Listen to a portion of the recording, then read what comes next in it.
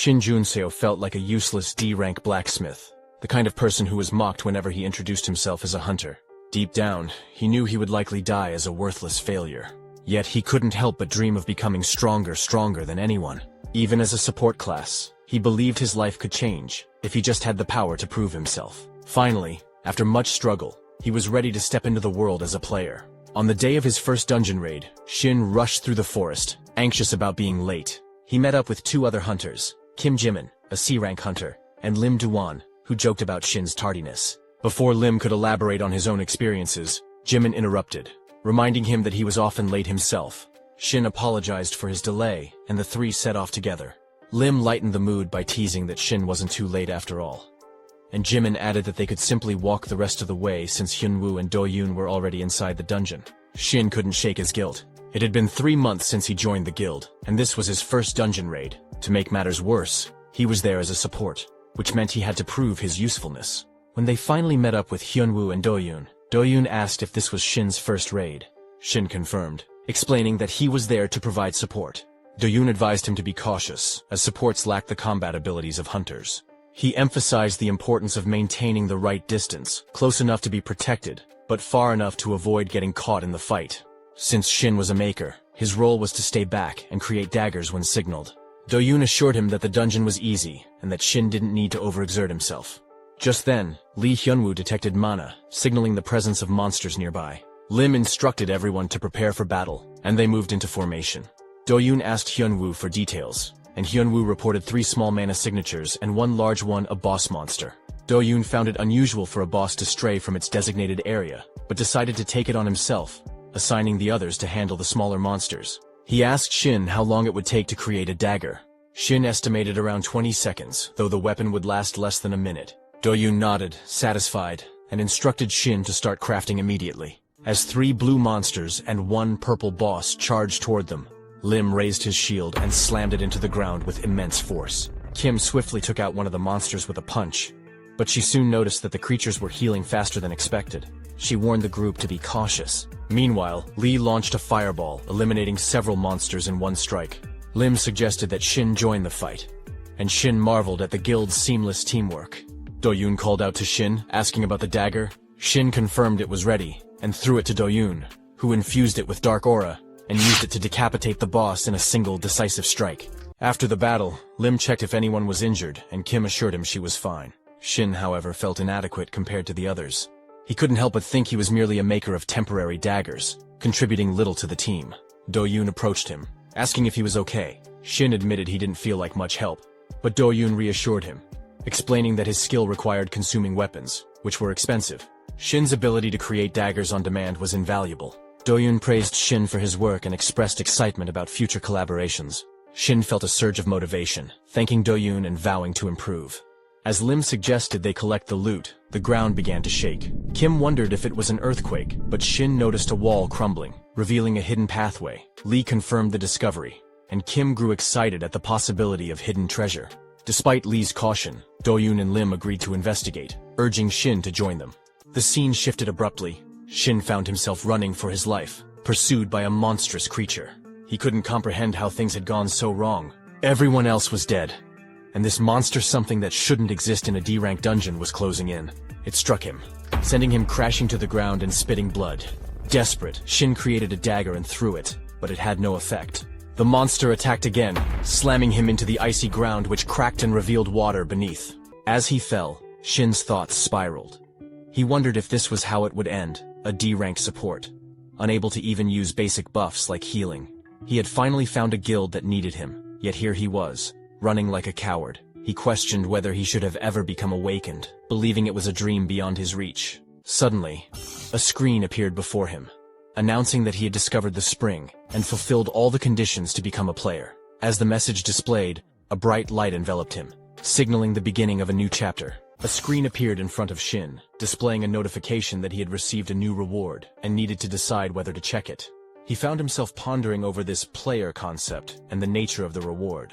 For a moment his mouth hung open as he considered drinking some water, but he quickly snapped himself out of his daze. He thought to himself that he didn't fully understand what was happening, and honestly, he didn't care. Deciding to act, he selected yes. Suddenly, a massive dagger materialized, forming a set of stairs that allowed him to climb out of the ice and stand up to face the monster. The system's voice echoed in his mind, informing him that he would inherit the experience of his previous life, and that the reward distribution had been completed. Utilizing his newfound power, Shin summoned several swords and launched them at the monster. The swords struck their target, and the creature was swiftly defeated. Shin was left bewildered, wondering what had just transpired. He felt unfamiliar memories beginning to take root in his mind, but before he could fully process them, the monster lunged at him again. Reacting quickly, Shin conjured a giant shield just in time to block the attack.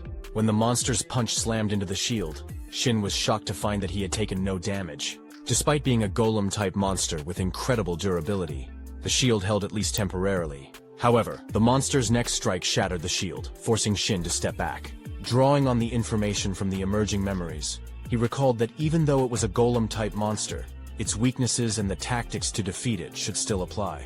The problem was that the monster didn't seem to have any obvious weak points, and it possessed a regeneration ability that made it even more formidable. Determined to gain the upper hand, Shin decided to use his skill, Grid World.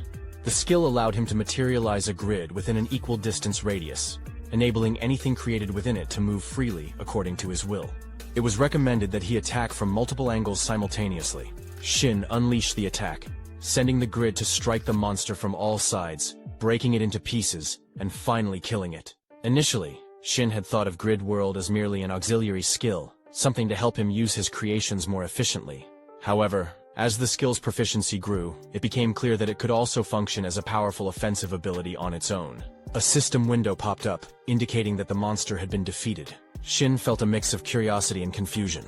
Why couldn't he see the information about the dungeon monster? Suddenly, a purple aura gathered around him, and a magic ball appeared in his hand. The system notified him that he had activated the passive skill Magic Absorption, but Shin still had no idea what that meant. His thoughts wandered as he tried to make sense of the memories from his previous life. He could clearly recall a future where the world had fallen, filled with horrors too terrible to describe.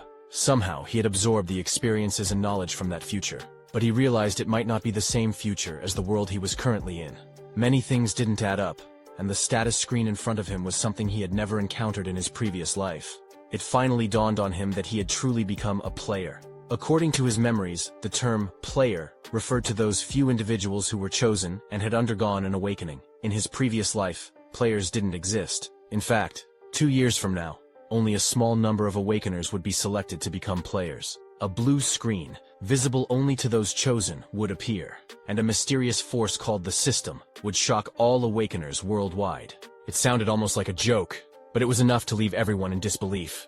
The System wasn't the only thing granted to players. They also received unique rewards, strength, and skills that far surpassed what they had as awakeners. These rewards seemed to come out of nowhere, and once players began using them, their growth exploded compared to other awakeners. Thanks to the efforts of the guild leader, who was one of the first to become a player, the Dome Guild the guild Shin was part of had grown into a top-tier organization.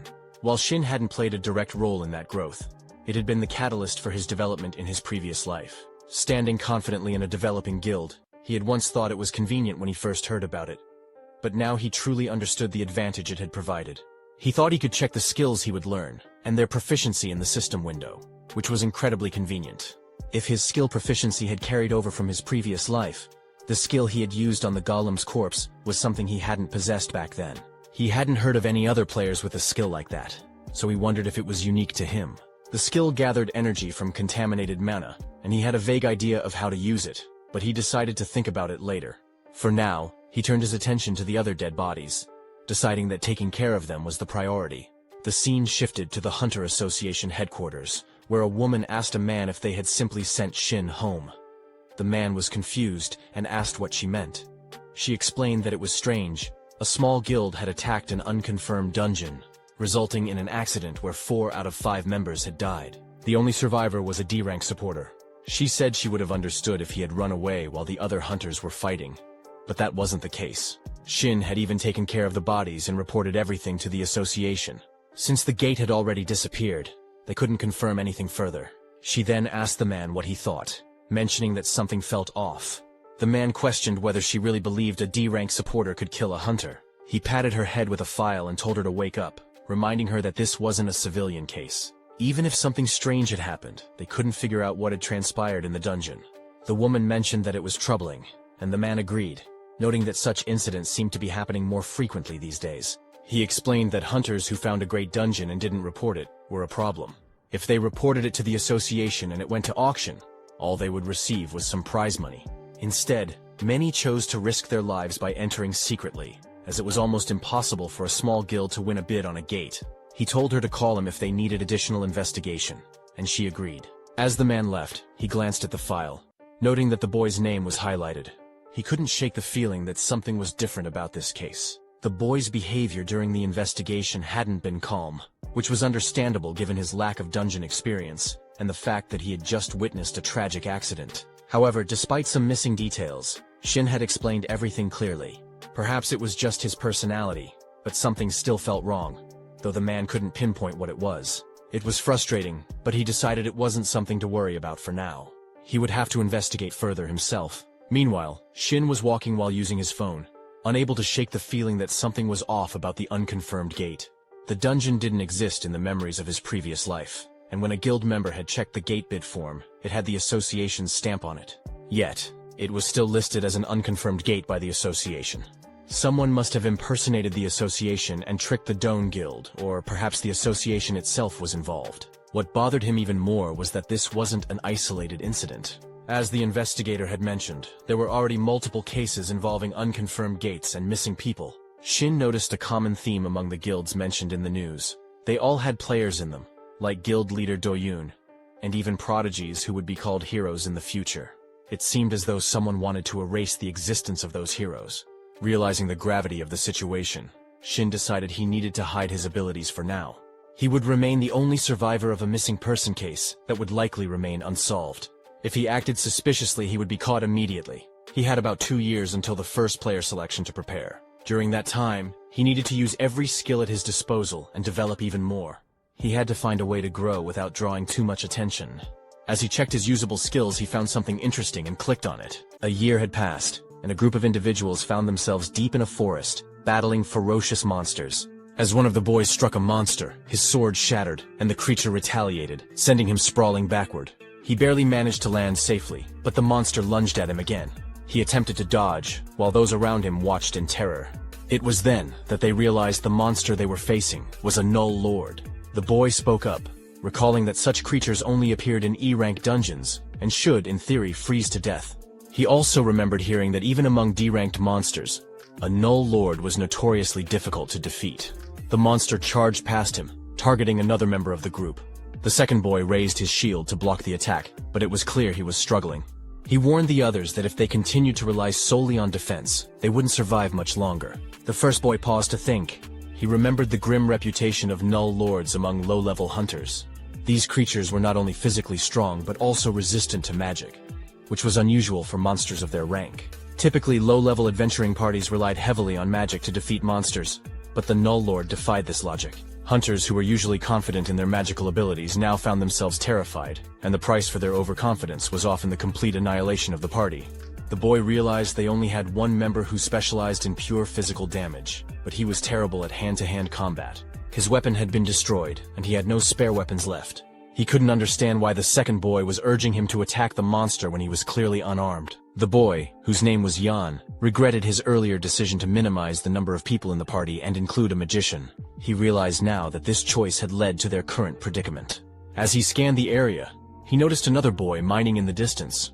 This boy was also a helper, but he seemed completely unfazed by the chaos around him. Yan wondered why this helper was acting so carelessly when the rest of the group was on the brink of death. He watched as the helper's weapon disappeared and began to suspect that the boy might have some aptitude as a maker. Though he didn't expect much in terms of quality, he decided it was worth asking for help. Yan called out to the helper, whose name was Shin, and asked if he was a maker capable of crafting a sword. Shin agreed, and Yan requested a sturdy, strong sword. Shin apologized, explaining that he had joined the group as a helper, not a support member. Yan snapped back, saying it wasn't the time for excuses. Didn't Shin realize they were all about to die? Even Shin would perish if they didn't manage to defeat the boss. Shin began crafting the sword, but mentioned one condition. Once they cleared the dungeon, Yan had to forget everything about Shin's abilities. Additionally, when Yan received his share of the rewards, he would have to pay Shin the equivalent of an average support member's fee. Yan scoffed, doubting the quality of Shin's work. After all, if Shin couldn't even secure a job as a maker and was stuck working as a helper, how could they expect to clear the dungeon with his weapon? Shin laughed in response, saying it was ironic because good weapons were essential for clearing dungeons. He assured Yan that as long as they had the necessary tools, they would succeed. With that, Shin began crafting the sword. The scene then shifted to the Overkill Guild, one of the 3 major guilds in Korea. A girl knocked on the door of the president's office, and he called for her to enter. She informed him that the Awakeners Association had requested their cooperation, particularly regarding a dungeon with a rank error. She agreed with the president's assumption that, while the request appeared to be for cooperation, the association was likely willing to pay whatever Overkill demanded. The president noted that the other guilds didn't have much of a choice. The girl added that there were very few Awakeners capable of entering a gate that had been forcibly closed. The president was watching the news when he saw a report about a group of hunters who had entered a dungeon with a rank error. As he looked at the group's photo, he spotted Shin and realized he had seen him before. A few weeks earlier, a dungeon with a rank error had appeared in Sukadam, and the president had been dispatched to the area. He had dropped by the scene and remembered seeing Shin there. According to the report, Shin was listed as a helper. Rank error dungeons were still rare, and survivors of such dungeons could be counted on one hand. Shin had participated in 2 parties where everyone had survived not once but twice. The president couldn't dismiss this as a mere coincidence. The girl mentioned that rank error dungeons seemed to be appearing more frequently. Just a few days earlier, an E-rank dungeon had transformed into a B-rank one, resulting in the instant annihilation of the entire party. The president remarked that the Awakeners Association must be under immense pressure. The girl added that many people were criticizing the association, as it was their responsibility to estimate, analyze, and announce the rank of a dungeon. The president thought to himself that the association must be struggling. He suggested that those in their guild with the trespass skills should take on more commissions and monitor the situation closely. He then asked the girl about the task he had assigned her, finding a weapon maker of A rank or higher. She replied that she hadn't found one but had obtained a B rank weapon from a Japanese blacksmith. She asked if he wanted to test it. The president declined, explaining that any weapon below A rank would be destroyed as soon as he used his skills. He stood up and instructed her to continue searching, as he was reaching his limit of wasting weapons. Just then, someone entered the room and informed the president, Tahin, that something had happened. Tahin asked for details, and the man explained that he had checked the location of the dispatch request sent by the association. It turned out to be a D-ranked dungeon where some of their new recruits had entered as part of a free attack team. Tahin asked about the measured ranks after the entries, and the man revealed that the dungeon had been reanalyzed as a C rank or upper C rank. Tahin, looking serious, stated that he couldn't afford to lose his new recruits. It was an urgent situation, so he decided to go there himself. The scene shifted to the dungeon gate, where the media was reporting on the situation. The crowd saw President Tahin, accompanied by the girl and the man who had informed him of the crisis. Reporters began asking Tahin to comment on the ongoing issue of rank error dungeons. One reporter mentioned that the association had sent a cooperation request to Overkill for the dungeon entry, and asked if that was the reason Tahin had come in person, because his guild members were part of the attack team. A woman thanked Tahin for coming and revealed that the attack team consisted of 6 hunters, 2 supporters, and 1 helper. All of them had higher than required qualifications. But those numbers didn't matter now, as the dungeon had been reanalyzed as a C rank. Tahin asked how long it had been since the attack team entered, and the woman replied that it had been almost 2 hours. Tahin stated that he didn't know how many were still alive but would do what he could. Tahin, along with Min Husu, the girl who had accompanied him, stood in front of the dungeon gate. She handed him a sword, and he used his skill, Trespass, to slash through the air, creating a flare of energy that caused a strange black area to appear ahead. The skill allowed him to forcefully push through barriers, including dungeon gates, but it only affected the user, not the surrounding area. The sword broke as a result. After handing it back to Min, Tahin told her to be careful, and she wished him the same. He then entered the dungeon. Inside, Tahin noted the humidity, temperature, and foul smell, deducing that the dungeon was inhabited by some kind of reptile. The absence of pollutants on the floor suggested that the monster had a level of intelligence. Based on the dungeon's rank, he concluded that the monster was a lizard man. As he moved forward, he crossed numerous dead bodies of monsters, using the lizard man corpses to estimate the size of the group and their fighting capabilities. He also noted the level of distress the party had been in, as identified in the preliminary report. He feared the worst-case scenario that they were all dead by now. Suddenly, he heard a rumbling sound. Moving closer, he arrived at the location of the party and saw something he hadn't expected. A monster was attacking a hunter with a sword, while the other hunters continued to battle. Tahin observed from the side, noting that the lizard men were clearly overwhelming the group. Their speed and movement indicated that they were far stronger than the hunters. He saw one of the lizard men strike a hunter's sword, sending it flying. The monster was about to attack the unarmed man when Shin appeared, using his magic to create a sword out of thin air and block the blow. Tahin, still some distance away, wondered if it was magic. How else could a weapon materialize so suddenly? He watched as Shin used his abilities to craft the sword, and their eyes met in a brief but intense moment of recognition. Shin quickly counted the people around him. When he reached Tahin, the 10th person, he remarked that he was certain only 9 had arrived. Tahin, confused, wondered what Shin was talking about. Just then, another lizard man knocked a hunter back and prepared to attack. Tahin rushed in with his sword to intervene. Shin was astonished that Tahin had come to rescue them personally, especially since he was carrying a weapon he didn't even use. Shin speculated whether it might be a sphere weapon. Tahin blocked the lizardman's attack with his sword and ordered the others to fall back. With a swift motion, he unleashed a series of slashes, creating flares with his sword that cut down the lizardmen instantly. Tahin thought to himself that he hadn't even used his full strength yet. The weapon was clearly B rank, but it felt surprisingly weak to him. As Tahin defeated the lizardman, another one appeared and lunged at him. Tahin dodged the attack, causing the lizardman to crash to the ground. Shin approached Tahin and asked if this kind of wear and tear always happened when he used his skills, commenting that it seemed like the weapon suffered serious damage. Tahin wondered if Shin was trying to pick a fight with him. Shin then called out, urging Tahin to use his weapon properly and avoid destroying any more of the fragile weapons. Tahin was taken aback when Shin materialized a weapon with a single gesture. Not only was Shin a weapon maker, but he was also exceptionally skilled and competent far beyond the average. Tahin couldn't comprehend why someone so talented was acting as a mere helper. He had heard that low-grade supporters often took on helper roles due to financial constraints. Shin took Tahin's weapon and mentioned that there would be a condition. Once Tahin cleared and left the dungeon, he had to forget everything about Shin's skills and Shin himself. Tahin raised an eyebrow, asking if Shin thought he could simply forget because Shin wanted him to. Shin replied that if Tahin didn't agree, he could go ahead and smash all his high-class weapons. Tahin considered the offer. He knew the weapon might break the moment Shin used a skill on it, but having more weapons couldn't hurt. Reluctantly, Tahin agreed, promising to forget about it. Shin smiled, saying that was great, and told Tahin to go wild. Tahin rushed to attack the lizardman, flaring his sword and breaking the monster's weapon. Shin watched in surprise, having expected Tahin to merely deflect the attack. Instead, the opponent's weapon was destroyed first. Tahin's control over his weapon was far beyond what Shin had anticipated. Shin wondered if Tahin's weapon was just that much stronger. Intrigued, Shin thought to himself that the weapon maker must be capable of manifesting at least a B-rank weapon on the spot. This was getting interesting. Shin decided to test the weapon's capabilities further.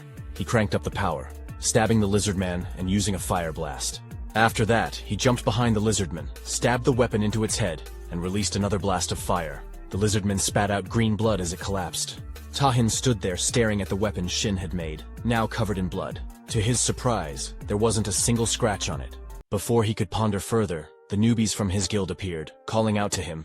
They thanked Tahin, saying it was because of him that they were alive and safe. Tahin replied with relief, noting that none of them seemed badly hurt. They explained that they hadn't been able to fight with their own weapons, but had managed to hold out thanks to Shin. Tahin turned to Shin and asked for his name. Shin wondered why Tahin would want to know the name of a mere helper. Tahin replied that they should at least know each other's names and introduced himself. Finally, Shin approached and introduced himself as well. He mentioned that he would leave the magic stones at the dungeon's entrance. The others agreed, but Tahin asked Shin to accompany him to the boss room. Shin hesitated, stating that he was just a helper. Tahin insisted, explaining that the dungeon had turned into an error dungeon, meaning no one could leave unless the boss was defeated, whether they were a helper or a supporter. Shin responded by saying that Tahin was more than capable of taking down the boss himself. Tahin countered, pointing out that, as Shin had seen earlier, no other weapon could handle his skills. No matter how skilled Shin was, it would be pointless if he just ended up smashing the weapon Shin had made for him. Shin assured him that the weapons he made wouldn't break. Tahin argued that while Shin might believe that, this was an error-class dungeon. The creatures here were far beyond the average lizardman, and if the boss was as strong as he feared, no amount of caution would be excessive. Shin eventually agreed and began moving, his steps echoing as he followed Tahin. When they reached the boss room, they encountered the Lizard King and another lizardman. Tahin suggested that Shin should disregard any previous danger levels or information he had, and focus on ending the fight as quickly as possible. He warned that if they took too long, his weapon might snap in two. Shin once again assured him that the weapon wouldn't break, and added that if Tahin didn't believe him, he could test it out himself. The Lizard King commanded his minion to attack, and the lizard lunged forward with its paw. However, Shin and Tahin skillfully dodged the strike. Tahin then charged with his sword, but the lizard used its power to overwhelm him with intense pressure. Disoriented and unable to comprehend what was happening, Tahin leapt into the air. The lizard followed, attempting to strike Tahin's weapon. After the clash, Tahin was sent flying into the sky. The Lizard King swiftly climbed onto the lizard's head, and the creature unleashed a powerful flame attack toward Tahin. Just in time, Shin created a protective shield barrier around Tahin. The lizard retaliated, knocking Shin back. Still in the air, Tahin turned to Shin and asked, "Wasn't that the one who makes weapons?" Shin replied, "A shield can be a weapon too. Haven't you been hit by one before?" Tahin flared his sword, promising that once they got out of there, he would have plenty of questions for Shin. The Lizard King then conjured a long chain to strike Tahin. However, Tahin effortlessly stopped the chain with his fist, causing it to wrap around his sword.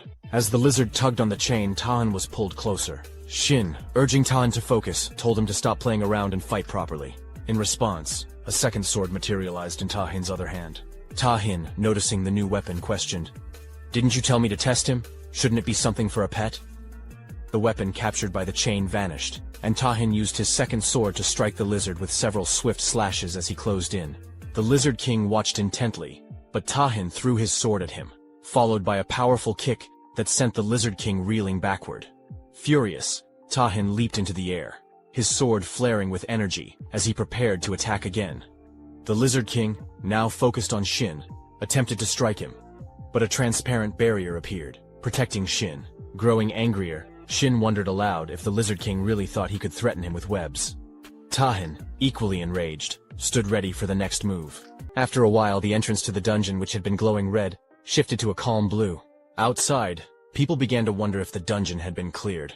As the group emerged, reporters rushed over to Tahin, bombarding him with questions about the dungeon's interior, the boss monster, and whether everyone had been saved.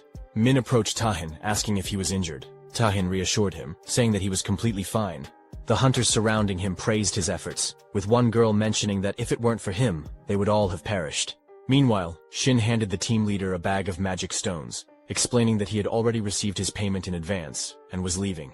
The team leader expressed his gratitude for Shin's hard work, without acknowledging Tahin. Shin silently left the area. The reporters then turned to Tahin, eager to know how he had managed to clear the dungeon so quickly. They suggested that the dungeon must have been easy for him. Tahin shook his head in disagreement, and just as he was about to mention Shin's role, he realized that Shin had already gone. A girl spoke up, commenting that while everyone else had been blocking and working together, Tahin had handled the majority of the threats on his own. She asked Tahin how everything had gone. A boy chimed in, expressing that all of their weapons had been destroyed, and that he had no idea how dangerous the situation had been. He added that if it weren't for Tahin, they would have all been wiped out long ago. Tahin, slightly confused, asked the boy what he was talking about. The boy explained that when it came to the weapons, it was thanks to the person who had been crafting them for the group, which allowed them to last as long as they did. He apologized to Tahin and inquired about the support who had come as a helper and weapon maker. The boy seemed unsure about the weapon maker, acknowledging that the helper was indeed a support role, but wondering if that person had any special abilities.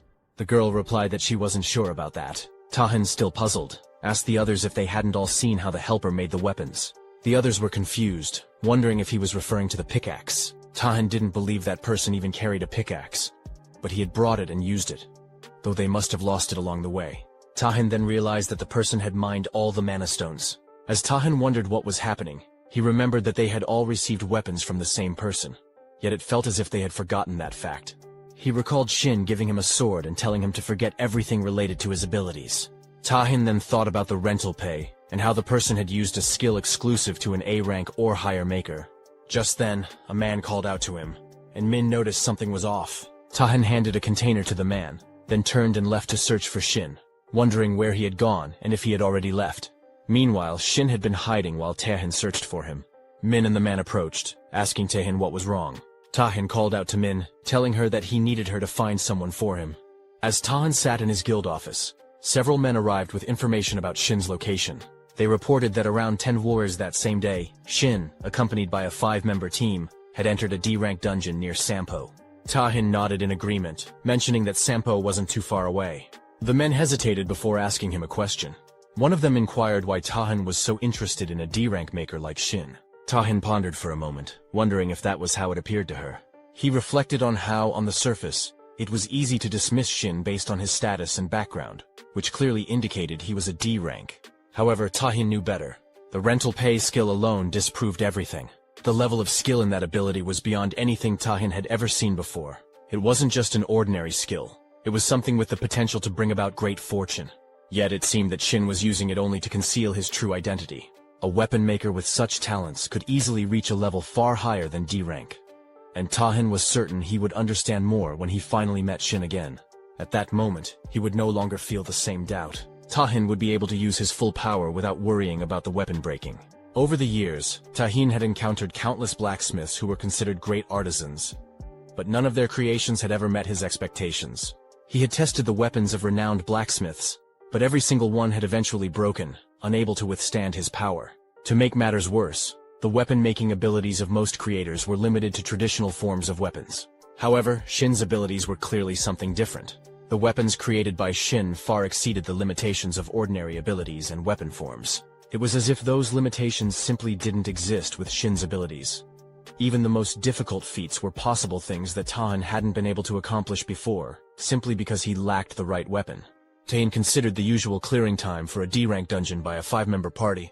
It typically took around 4 hours, and they had only 1 hour left. He then turned to Min and asked about his schedule for the day. She informed him that at 7 p.m., he had a meeting with the guildmaster, Kimu. Tahin decided to leave, instructing Min to cancel the meeting, as he needed to leave ahead of time. He wanted to avoid any chance of missing Shin. The scene shifted to the dungeon, where a boy in armor had just defeated a boss.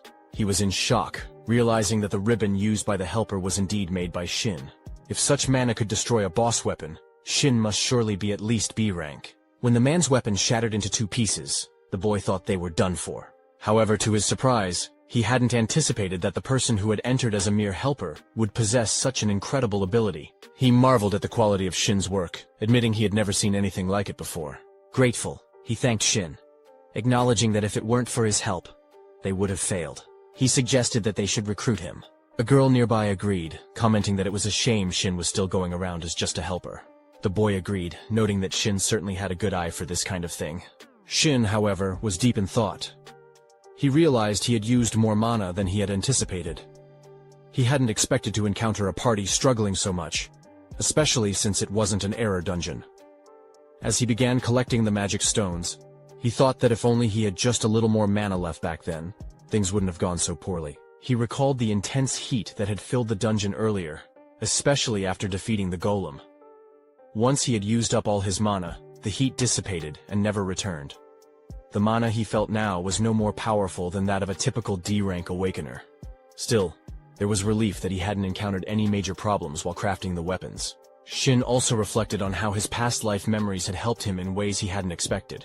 The maker's basic skill, creating, was designed to aid in the creation of specific objects. It was a highly intuitive skill, where the quality of the item created was directly proportional to the mana used. However, there was still one unknown aspect. Another method that could enhance the performance of the skill, which Shin had yet to uncover.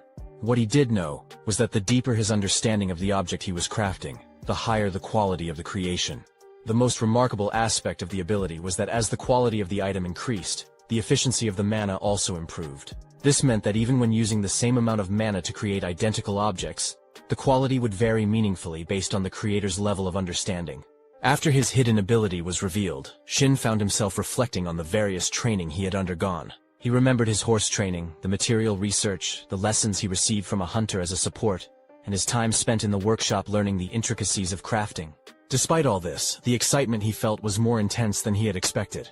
He continued mining, thinking that while he didn't know exactly how much better his abilities would become, he knew that in comparison to the mana he was using, the quality was improving. However, it was clear that there were still limitations, both in crafting and in using the rental pay skill. The process was still clunky, and he struggled to use both abilities effectively at the same time. As he gathered the magic stones, he thought about how expensive mana-related equipment was. That was why, for the time being, he couldn't afford to purchase any of it. Just a few more mana points, he thought, knowing that mana-related items were among the few things that could be mass-produced. He made a mental note to order more potions. Although his earnings as a helper were modest, he was still struggling to get by. No one would accept a D-rank maker as a full-time support, so he didn't have many options. But at least the results of his efforts were promising, and for that, he was relieved. He opened his status window and saw that there was only a small amount left until he reached his mana absorption goal. About 20% remained. He realized that a few dungeon clears wouldn't be enough. A single mana clear only contributed just over 1% of the total mana, and the efficiency was far too low.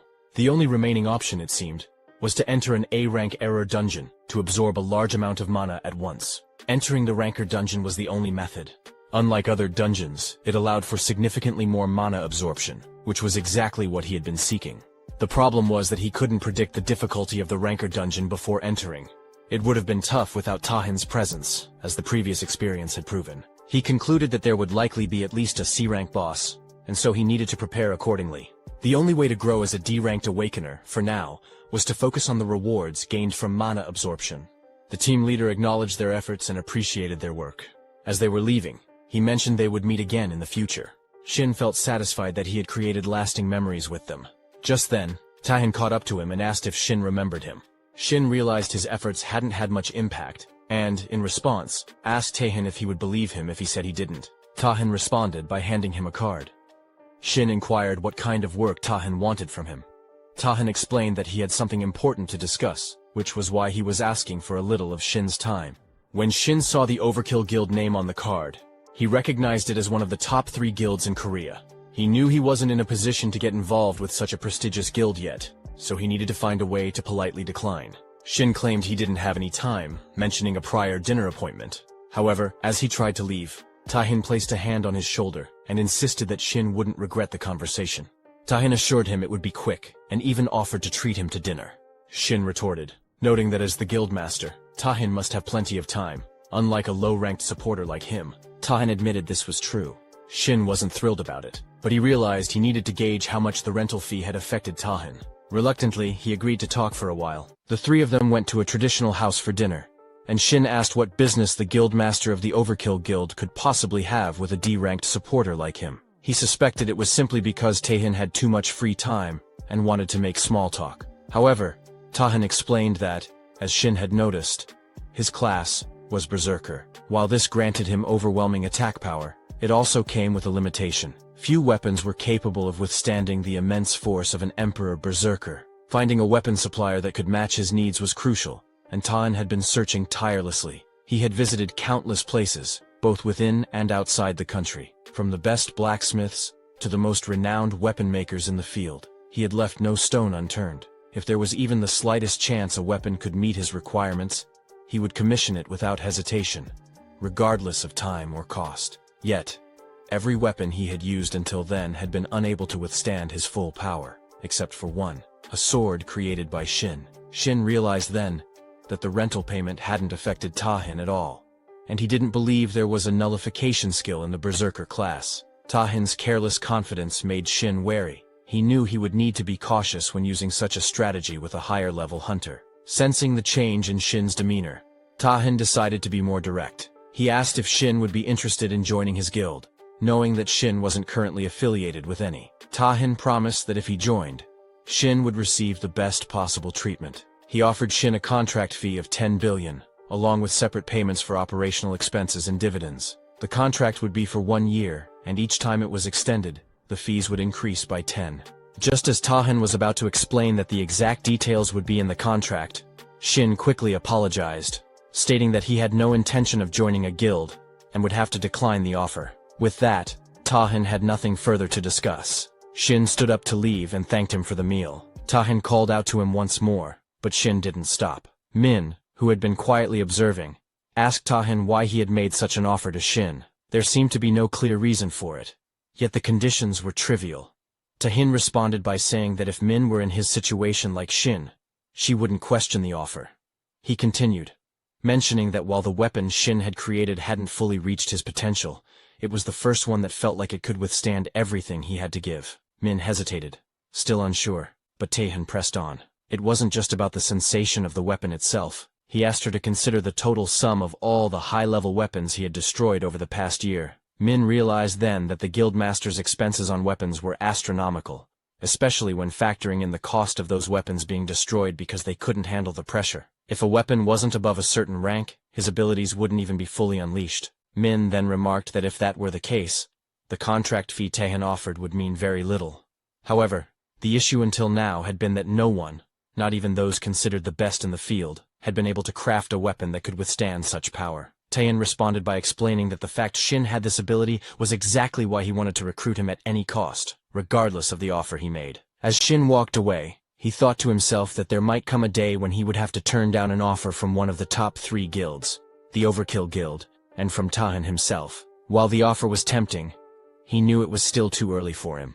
He decided to wait patiently, certain that Taehin would come back to him again. The scene then shifted to a dungeon where several goblins were being slain. Suddenly, one boy's arm was severed by a mysterious figure. Another boy, witnessing this, asked the man who he was. The man wielded a giant sword, and his actions were so striking that they would be remembered for a long time. At a moment like this, most people would be whining or begging for their lives, losing consciousness from the pain. But this person, the one who would eventually become a hero, was different. He stabbed the first boy, killing him without hesitation. The second boy, stunned and confused, wondered what had just happened. Was the man trying to kill them all and take their trophies? The man, not concerned with such a mundane reason, responded that it wasn't his intention to explain himself. He saw it as a waste of energy to explain anything to someone who was about to die, but he would share everything if the boy managed to defeat him. So, the boy had better hurry and try. The boy realized the man was not an easy opponent. At this ambiguous distance, he would surely die. So he resolved to either lose an arm or a leg in an attempt to fight back. He charged at the man. But the man blocked the attack effortlessly with his massive sword, and swung it back with such force that the boy's sword was sent flying into the air. The boy was stunned. The man then kicked the boy with such strength that he was knocked back. Disappointing, the man muttered. Excited by the fight, he said it was his first hero-ranked subjugation in a year. However, to think that the boy was such an insignificant opponent was a letdown. Still, he commended the bravery it took for the boy to challenge him. The boy, now on the ground and realizing his fate, pleaded for his life. The man coldly replied that he would send the boy off cleanly, and with that, he slashed him dead. As the boy fell lifeless, the man moved forward, reflecting that he had hoped for a more challenging fight. It hadn't even served as a decent warm-up. The boy had worn an unfair expression in his last moments. But there was no need for concern. The report would make it clear that they had fought valiantly against the boss and died heroically. He tossed the dead body of the boy aside, remarking that this was a common occurrence in a rank error dungeon. He checked the collection of photos of the deceased, noting that his collection was growing and that he lived for moments like this. The only thing that felt strange to him were the heals.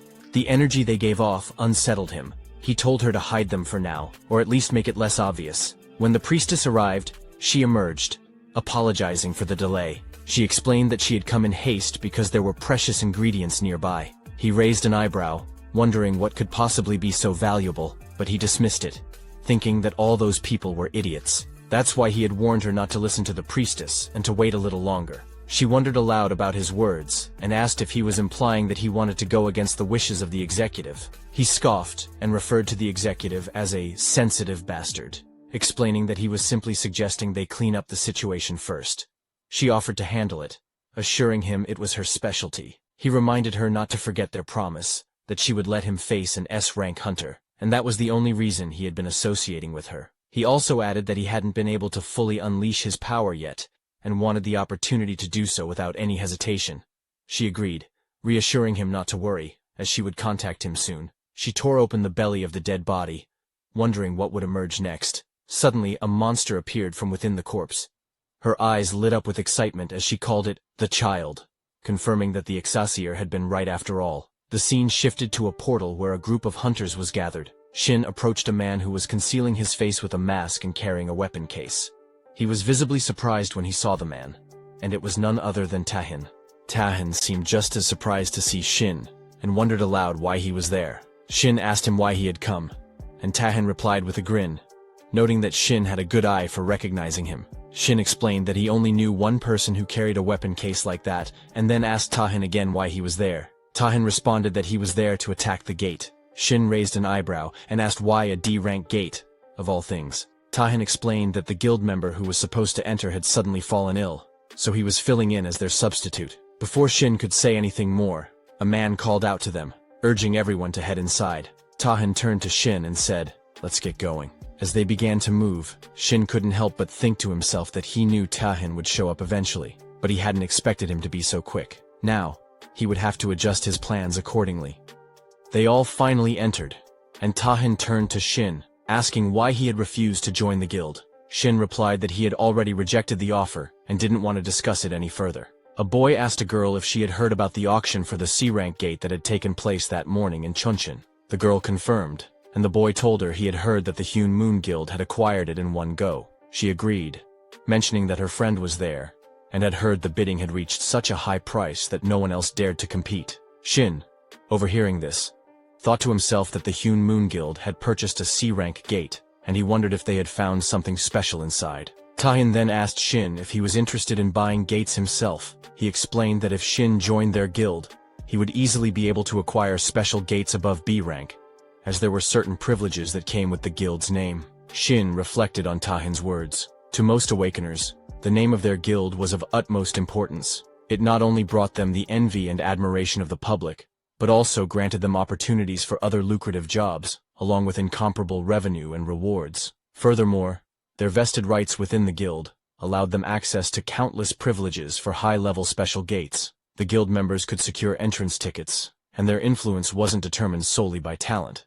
Political connections played a major role in gaining access to these opportunities. This structure meant that rare treasures, those that could be earned through such gates, would naturally fall into the hands of the larger guilds. Tahin told Shin that, as an awakened, he must have a goal he was working toward. Whatever that goal was, with the backing of Overkill, it would be easier for Shin to achieve. He couldn't understand why Shin would reject such an offer. Shin coldly responded that it was none of Tahin's business. He vaguely knew what he was doing, and since there had probably never been anyone who had rejected an offer from the Overkill Guild, he wanted to make it clear, no matter what, he was not going to join any guild. Tahin wondered aloud if Shin's rejection was due to some trauma from the annihilation of the Doan Guild, which he had read about in the report, or if there was another reason. Whatever it was, Tahin wasn't going to give up so easily. As they continued ahead, a boy was visibly frightened by the sight of spiderwebs covering the ceiling. They pressed on, and soon, the man spoke up,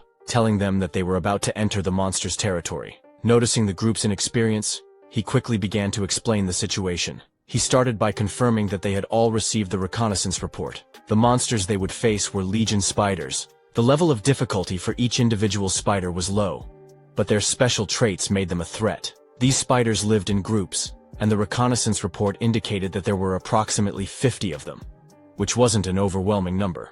However, they possessed paralysis poison in their fangs, so the man warned them to be careful not to get bitten. Tahin made a sound and quickly told everyone that the monsters were coming soon, urging them to stick close to him. Shin, unfazed, replied that they didn't need to worry about the support and helpers. They should just prepare for the fight. Tahin, however, addressed the team's competency, reminding them that it was essential to protect the support and helpers. It was a rule hunters had to follow, no matter their abilities, the situation, or whether they agreed with it. Shin scoffed, telling him that no hunter would be foolish enough to follow such a rule. Just then, someone mentioned that the spiders were approaching. A boy holding a sword was visibly trembling, but he tried to calm himself. He reminded the others that they could defeat the spiders if they stuck to what they had learned. As one spider jumped toward them, the boy swung his sword effortlessly, slicing it down in a single slash. Another boy used his shield to protect himself, while a girl with a magic staff cast spells, attacking the spiders with bursts of energy. Tahin thought to himself that, for a D-ranked team, their performance wasn't bad, and he didn't have to worry about them too much. However, Tahin was taken aback when he saw the large group of spiders. He hadn't expected there to be more than a few dozen. As the spiders rushed to attack, Tahin drew a fire-based weapon and began fighting back. He noted that the durability of each legion spider was fairly low, even among ranked monsters. He realized that even without using the blade itself, all they needed to do was release a bit of sword ki to defeat them. At this rate, he would be able to finish the raid without even losing a weapon. Suddenly, Shin heard a few hunters calling for help. The river was surrounded by a large number of spiders. The boy with the shield warned that the spiders wouldn't stop coming, and that only a few hunters had done the reconnaissance. The second boy mentioned that things were going to get rough, and the girl with the magic staff was also reaching her limit with her mana. Tahin glanced at Shin and suggested they move toward the trouble, then told Shin to follow him. Shin, however, responded that Tahin should go ahead and help while he finished handling things on his side. Tahin was surprised by Shin's reaction, but before he could respond, a spider jumped at Shin. Tahin shouted for him to get down, realizing that Shin could easily get caught up in the attack if Tahin used his sword recklessly. But Shin reacted quickly, opening his eyes and shaping his power into a square form above the spider. With a swift movement, he launched his attack, killing the spider instantly. The creature collapsed at his feet. Shin thought to himself that, of all the weapons he could currently make, the sword was the one with the greatest craftsmanship. It would be the most effective for dealing multiple hits and pouring power into them all at once, something impossible with his current mana reserves. But if he could harness his power this way, there was nothing better. Shin focused his energy, directing it like a sword, and with a swift motion, launched it at all the spiders in his vicinity, cutting them down in a single strike. Tahin watched, surprised, as Shin stood atop the head of one of the fallen spiders, his movements calm and precise. The sword had been stabbed into the spider's body, and Tahin was surprised by the wide area attack. He thought the battle must have lasted at least 10 seconds, yet Shin had managed to deal with all the dozens of Legion spiders in that short time. Tahin wondered if Shin had used materialization in the fight but quickly dismissed the thought. After all, Shin was a talented support who would hold his own. On the other hand, Shin was wondering what Tahin was doing, and decided to go help the others. He saw that the three of them were surrounded by spiders, and the creatures were getting closer. Tahin realized the situation wasn't looking great, and they would talk properly once everything was resolved. Shin pointed to his bag, signaling Tahin to take care of the situation, as people might not believe that a helper could do such things. Tahin quickly rushed in with his sword, and started attacking the spiders. After he defeated them, a man thanked Tahin for his help, saying they wouldn't have made it without him. The man was a little surprised though, as he hadn't expected Tahin to be the guild master of the Overkill Guild. Tahin apologized for not revealing his identity earlier, but mentioned he had just been quietly investigating the dungeon. The girl was shocked by his apology. She couldn't believe they had survived because of him. Watching him take down the spiders with such skill was so cool, and she even asked if she could take a picture with him once he was free. Someone came by and interrupted, and the girl quickly saw this as her chance to approach the boy holding a lantern. Then, Shin showed up, apologizing for being late. They started collecting the byproducts as they went. After exploring the area, they found that there were no other masters around, and they figured out how to go even deeper. The boy in armor suggested that they shouldn't continue the raid any longer. It was unfortunate, but he thought they should call it off. The first boy, not understanding, asked why they had to stop when there wasn't much left. The boy in armor explained that the number of Legion spiders and the geography of the dungeon were completely different from what the reconnaissance report had shown. He went on to say that the dungeon existed past gates that separated it from their world. These dungeons were home to bizarre creatures and landscapes that could be found on Earth. The whole concept of dungeons and the awakened wasn't fully understood yet. For the newly awakened, the most important thing was information about the dungeon. Unfortunately, not many awakened individuals could adjust to environments they would never encounter before. This meant that failing the raid, especially in a worst-case scenario, could lead to death. That's why the role of scouts had become so vital. They awakened with the ability to detect or hide their traces, started gathering, and took on dungeon reconnaissance commissions. As a result, the dungeon clear rate began to rise significantly, and these individuals came to be known as scouts. The boy in armor explained that the accuracy of these recon reports was usually above 98%, so it was unlikely that this situation was just a mistake. However, they couldn't rule out the possibility that it was a rank error in the dungeon. The second boy hesitated for a moment, suggesting that since they had Tahin, wouldn't it be okay to continue the raid? The armored boy responded that he understood the boy's desire to press on, but they had already received Tahin's help once, and if they weren't careful, they could all end up in danger. The boy, determined to clear the dungeon and with his own reasons for wanting to continue, asked if there was any other way. The girl seemed to feel the same way. The armored boy questioned if their reason was really more important than their lives. Once they entered the boss room, there would be no turning back, and he didn't want that to be the case for any of them. He suggested they exit first and report to the association. Tahin, however, said he was fine to continue. Even though he was there to investigate, he was still part of the team. If the raid's progress could help him come to a conclusion, then there was no reason not to keep going. And if he wanted to investigate further, the boss room was the place to be. The armored boy bowed toward Tahin shamelessly, thanking him for agreeing to continue. Then, he started to talk about being the leader, but Tahin just told him not to worry about him and to continue leading as they had from the start. The boy agreed, saying, "Let's get going," and asked everyone to follow him. The five of them moved forward and soon found themselves in front of a gate. The leader, sensing they were at the boss room, said he would do a final briefing. He explained that the dungeon's boss was the Legion Queen leader with a danger level of D+. Her overall battle ability was low, so she was considered an easy boss, mainly focused on breeding Legion spiders. However, that was just the original intel, and they had no idea what lay behind the door. He gave a final command. "Let's head inside." The girl created some light to help them see, but Tahin couldn't sense anything unusual.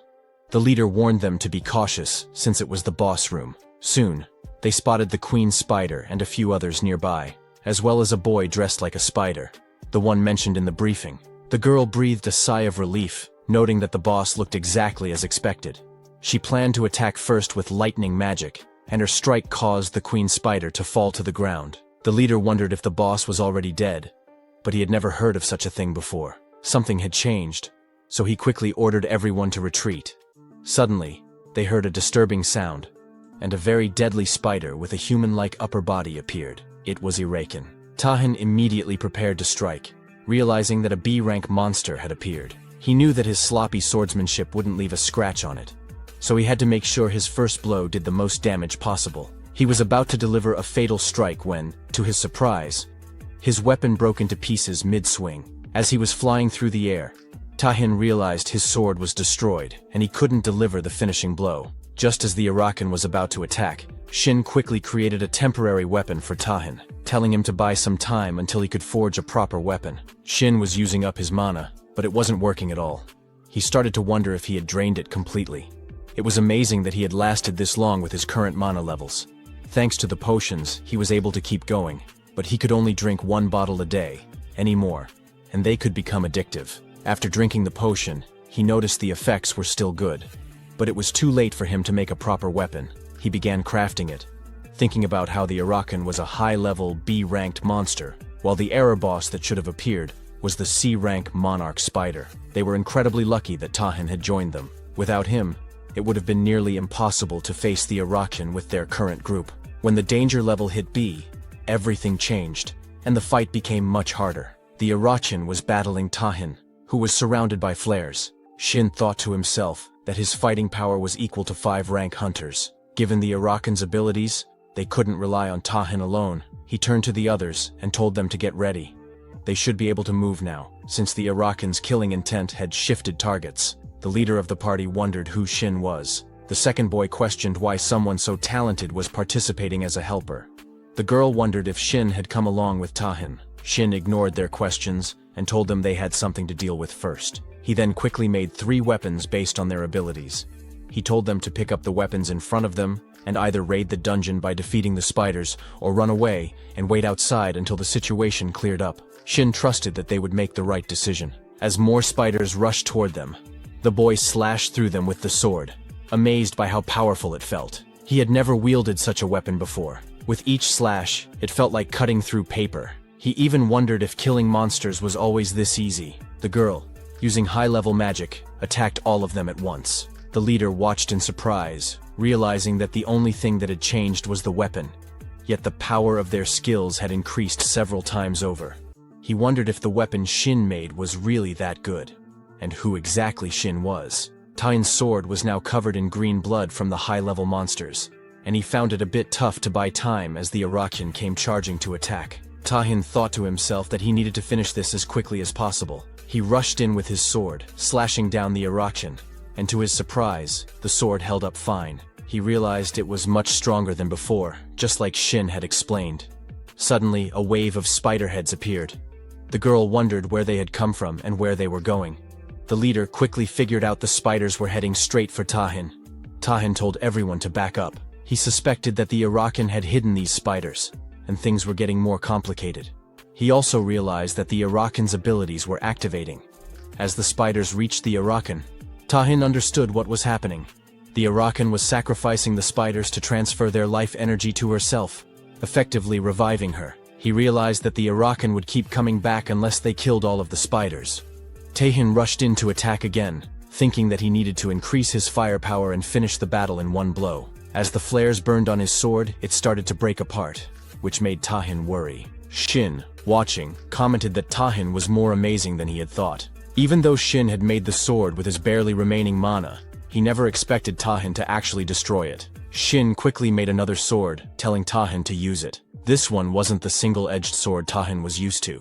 It was the most durable weapon Shin could create. As soon as Tahin grasped it, he could feel its strength. With this new weapon, he was confident he could defeat them all in one strike. He coated the sword with his flares and prepared to strike. He mentioned that he would be a bit unfamiliar with two-handed sword combat, but it seemed like the right choice for the situation. He lifted the sword and delivered an explosive slash at the Arakan, landing a devastating blow. Shin realized that the explosion was likely an innate skill of a berserker. It was probably the first time Tahin had used the skill properly. Normally, the skill caused the user to lose their rationality in exchange for overwhelming power. Tahin cleaved the Arakan clean in two, and thought to himself that it would have been difficult to handle the aftermath if the weapon had shattered. Tahin felt the danger in the situation. If he hadn't released all of his power, his rationality might have been consumed. That was the second time since his awakening that it had nearly happened. He realized he had used his skill properly this time, but it was still unsettling. As he looked at Shin, he understood that Shin was no ordinary awakened. The moment his abilities were discovered, the whole world would focus on him. They stood there, looking at the dead body of the Arakan, which radiated an overwhelming amount of mana. It was nothing like any other dungeon-era boss they had encountered. Shin called out to Tahin, asking if he felt anything from the corpse. Tahin shook his head, replying that the boss wasn't dead yet, but since they had gotten rid of all the remnants, it wouldn't be able to come back to life. Shin agreed, thinking that even high-grade hunters couldn't sense the mana the way they had. Suddenly, Tahin's passive skill, mana absorption, activated. As he read the description on his screen, he discovered that he had also obtained a new skill, demonic weapon production. Tahin was curious about this new skill. He read more about it, but he couldn't even imagine what kind of demonic weapons it might produce. He didn't remember anything specific about the demonic realm, though it was something they all knew of in some way. It was a bit disappointing that there were no mana-related rewards, but he shrugged it off. It was fine. Tahin realized that, thanks to the Arakan, he had already reached half of the mana he needed, and it didn't seem like the rewards would stop there. He called Shin over, waving his hand, and told him he had something to say. Shin, curious, asked what it was. Tahin bowed deeply, and began by apologizing. Regardless of his refusal, Tahin admitted that it had been impolite of him to ask Shin to join their guild, both as a person and as a guild master. He offered his sincere apologies. Shin was taken aback by this sudden change. The leader of the party was equally shocked to see Tahin bowing to Shin, a D-ranked helper. But then again, considering Shin's earlier abilities, it was clear he wasn't just any normal person. The leader thought that Shin might actually be a hidden talent of the Overkill Guild. The boy and girl arrived, with the boy mentioning that they had searched everywhere and there were no remnants left. The girl added that she thought the Arakan must have taken all the monsters in the dungeon earlier. The boy looked impressed and remarked that the weapon was amazing. It sliced through monsters without the need for any energy. The girl agreed, saying she had never heard of a weapon maker like that before, and wondered if Shin was somehow related to the Overkill Guild. The leader motioned for them to leave and contact the association. The boy, still curious, asked if there was any particular reason they should leave so soon. The girl agreed, saying she wanted to thank Tayin and the helper first. The leader turned to them and quickly urged them to leave the area, calling it a disgusting place. The boy agreed and asked him to stop rushing them as they were leaving. The leader glanced back, thinking it was clear that the helper must be connected to the guild. It was good to leave now without attracting any unwanted attention or getting involved with the affairs of a big guild. Things would only get tiring for them. However, he couldn't help but think that, no matter the emergency situation, revealing that kind of power so easily was different from what a big guild would usually do. Such guilds tended to emphasize security and caution. Shin agreed with the leader, mentioning that even though Tahin had used the rental pay, it was strange to see him bowing his head to just anyone. Tahin then spoke up, telling them that the guild wouldn't bother Shin anymore. He wouldn't follow him around, but that didn't mean they were giving up. It was his first real opportunity, and he wanted to make a contract. He promised that Shin would like the terms. The next morning, Shin arrived at the Overkill Guild and met Min.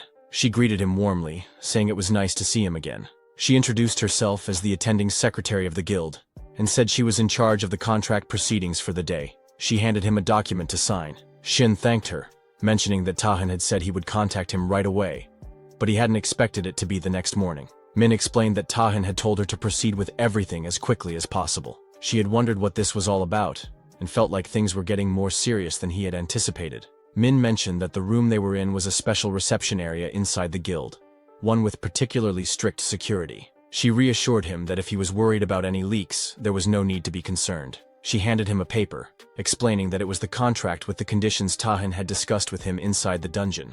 She added that while it would take some time, the contents of the contract could be changed if necessary, so he should feel comfortable sharing his thoughts.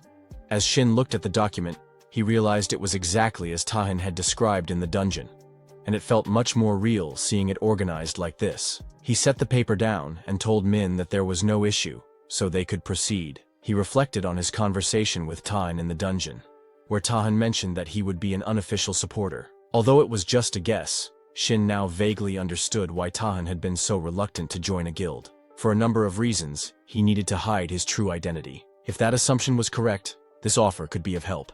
They could secretly supply him with materials he needed, top-tier ingredients, and access to the gates without the usual attention. While the contract would need to be formalized, everything would be handled discreetly. Shin couldn't help but wonder why Tahan was being so generous. Tahan responded, saying it wasn't for free. He laid out his condition.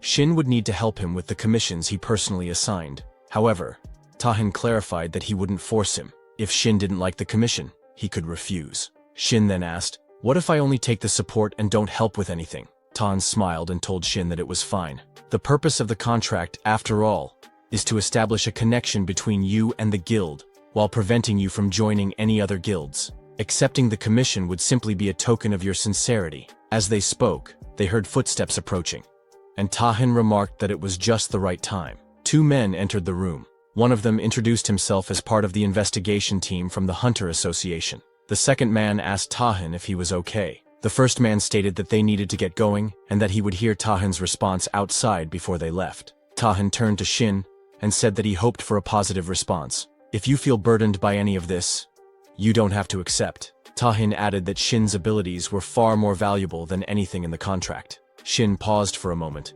reflecting on his original plan. His goal had been to leave a strong impression on Tahan and maintain a relationship with the guild without formally joining it. In the end, though, he decided to sign the contract, asking when he would receive the support. Min smiled and pulled out a small box, explaining that Shin could start receiving the support right away. She also told him that if there was anything else he needed, he should just let her know. "This is a gift from Tahan to commemorate the signing of the contract." Min added that she had heard Tahan found something useful in the awakens room. Shin opened the box slightly before closing it again. He thanked her, placing it carefully in his bag. He then handed her a list of the support materials he needed and asked where he could receive them. Min mentioned that if it was that much, the materials would be available in about a week. However, she added, "I might be crossing a line, but I don't think those materials will be of much help to you."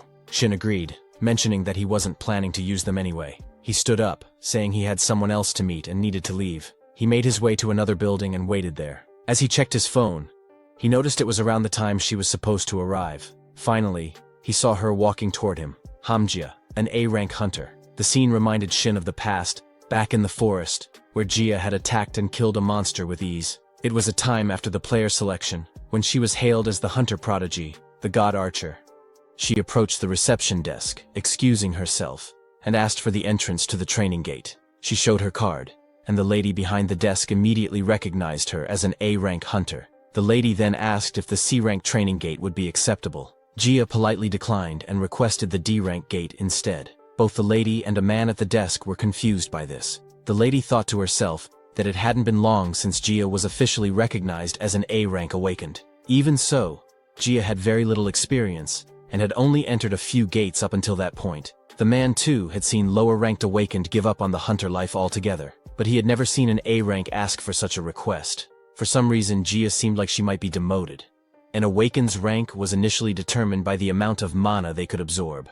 When the blue energy poured out of the cracks, mana flowed into everyone's bodies, but the amount each person could absorb varied. The more mana a body could hold, the stronger the abilities they could manifest. The association began analyzing the mana levels of each individual, and those who absorbed more than a fixed amount were officially recognized as awakened. From there, they divided people into ranks based on how much mana they could hold. Once assigned, a rank was generally fixed. Even if someone was of a lower rank, they could improve their performance through dungeon raids. If recognized by the association, they could be promoted. and the opposite could happen as well. Jia finished filling out the form and handed it to the lady. The lady told her she would help with the association process and asked if Jia had a partner she was planning to enter with. Jia declined. The lady then said she would add Jia to the partner recruitment list, as the rules required at least 2 people to enter together.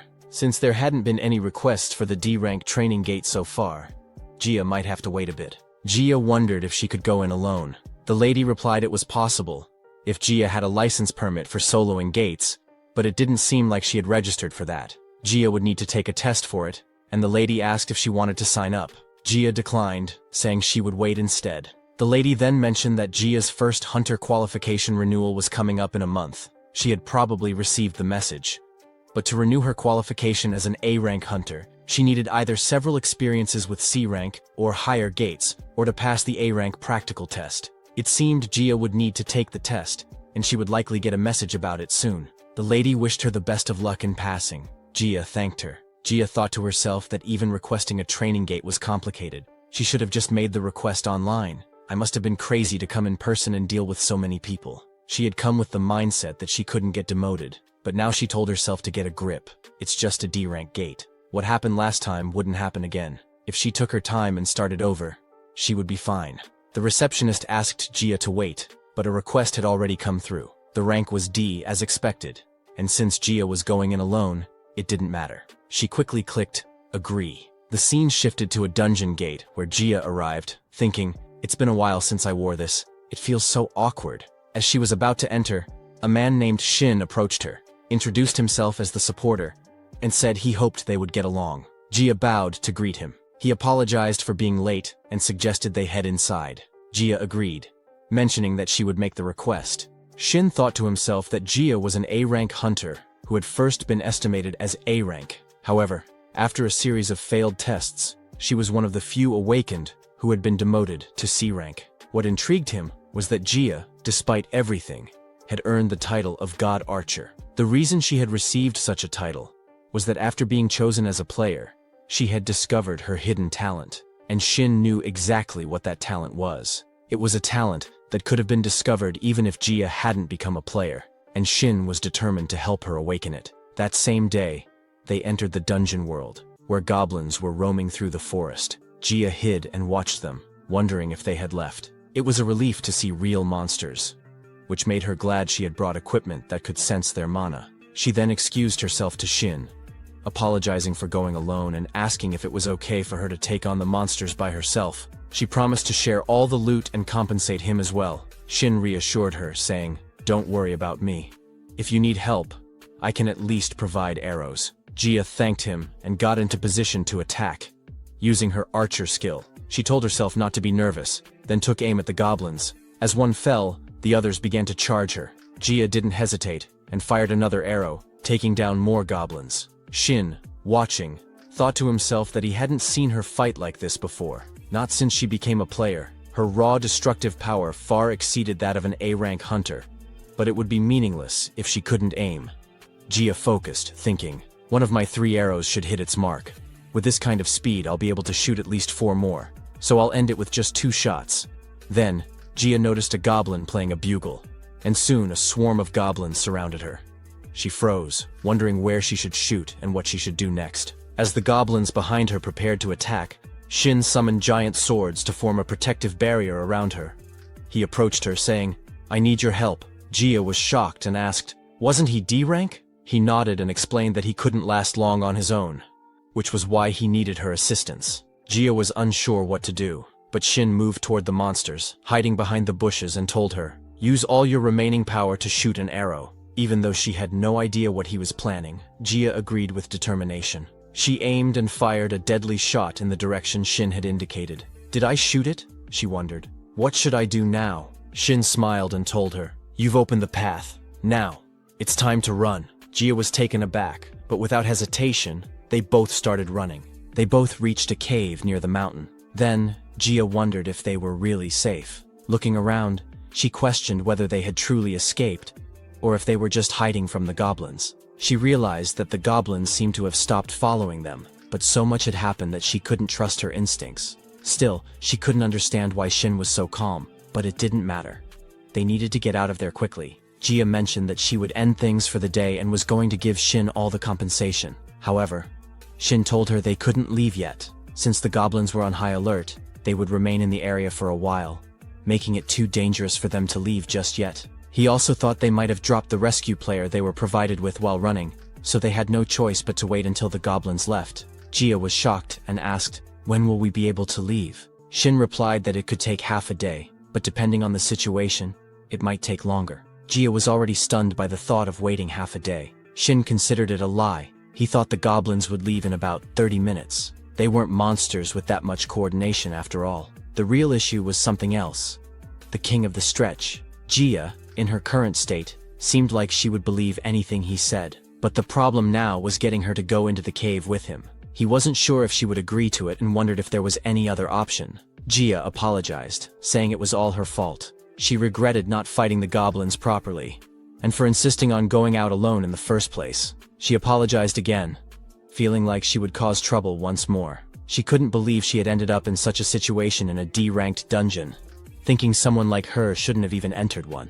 Seeing her worried, Shin snapped in front of her, telling her that if she was so sorry, she should just fulfill one of his requests. Jia wondered what he meant. He suggested they talk inside since they had plenty of time. Once inside the cave, Jia wondered if Shin really needed her help.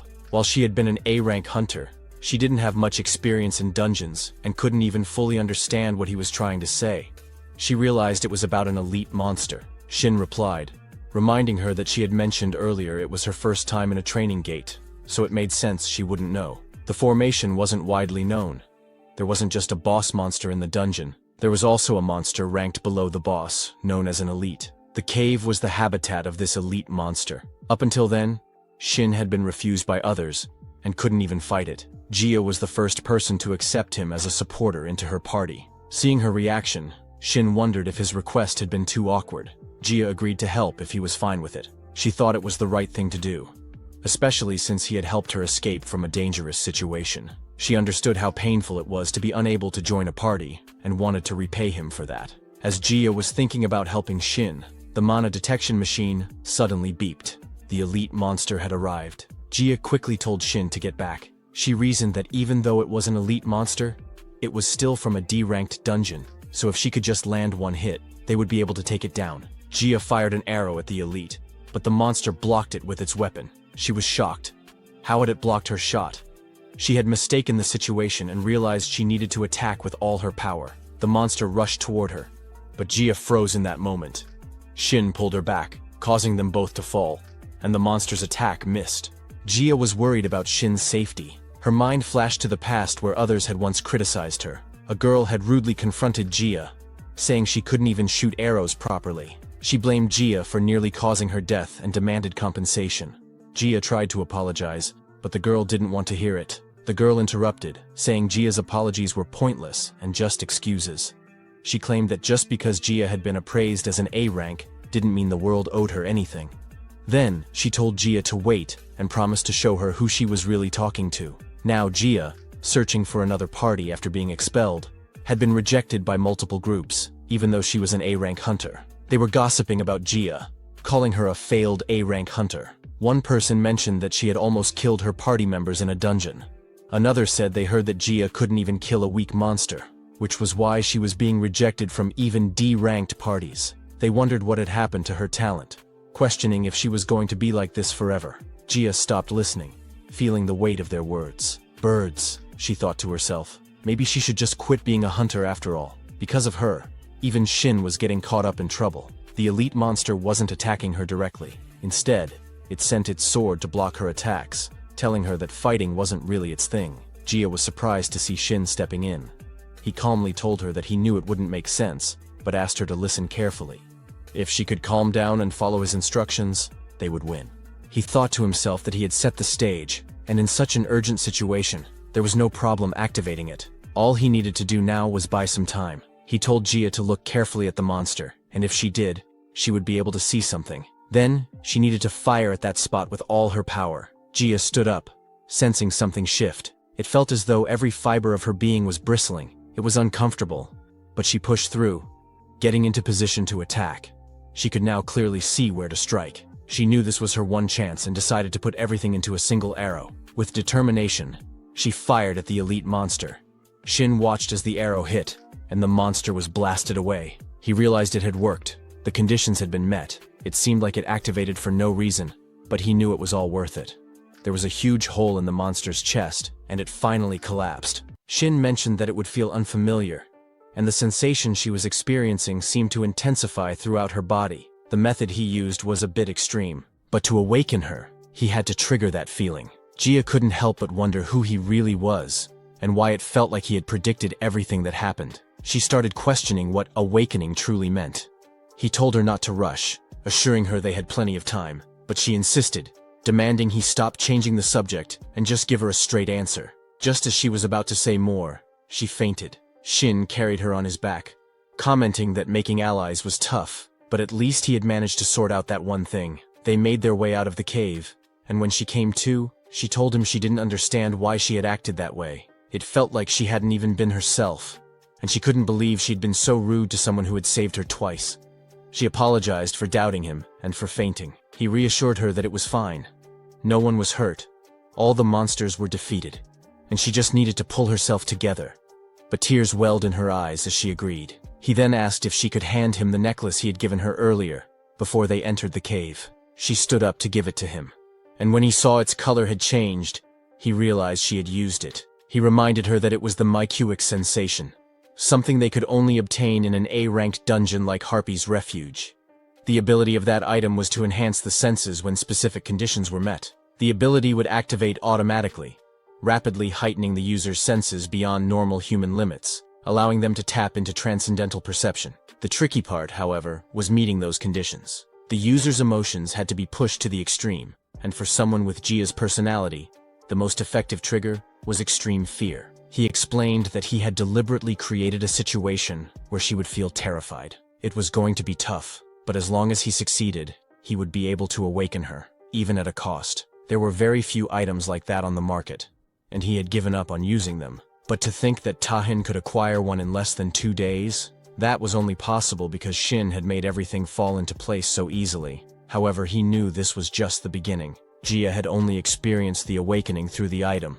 She needed more practice to reach the level she would have been at in her prime. He told her that her first task was to create a situation where she could focus solely on the monsters. To do that, she needed to change her arrow first. Since she was already strong, it should be fine for her to switch from a short bow to a long bow, allowing her to shoot from farther away. That way, she would naturally interact less with the monsters, and situations where she'd get scared, like that day, would happen less often.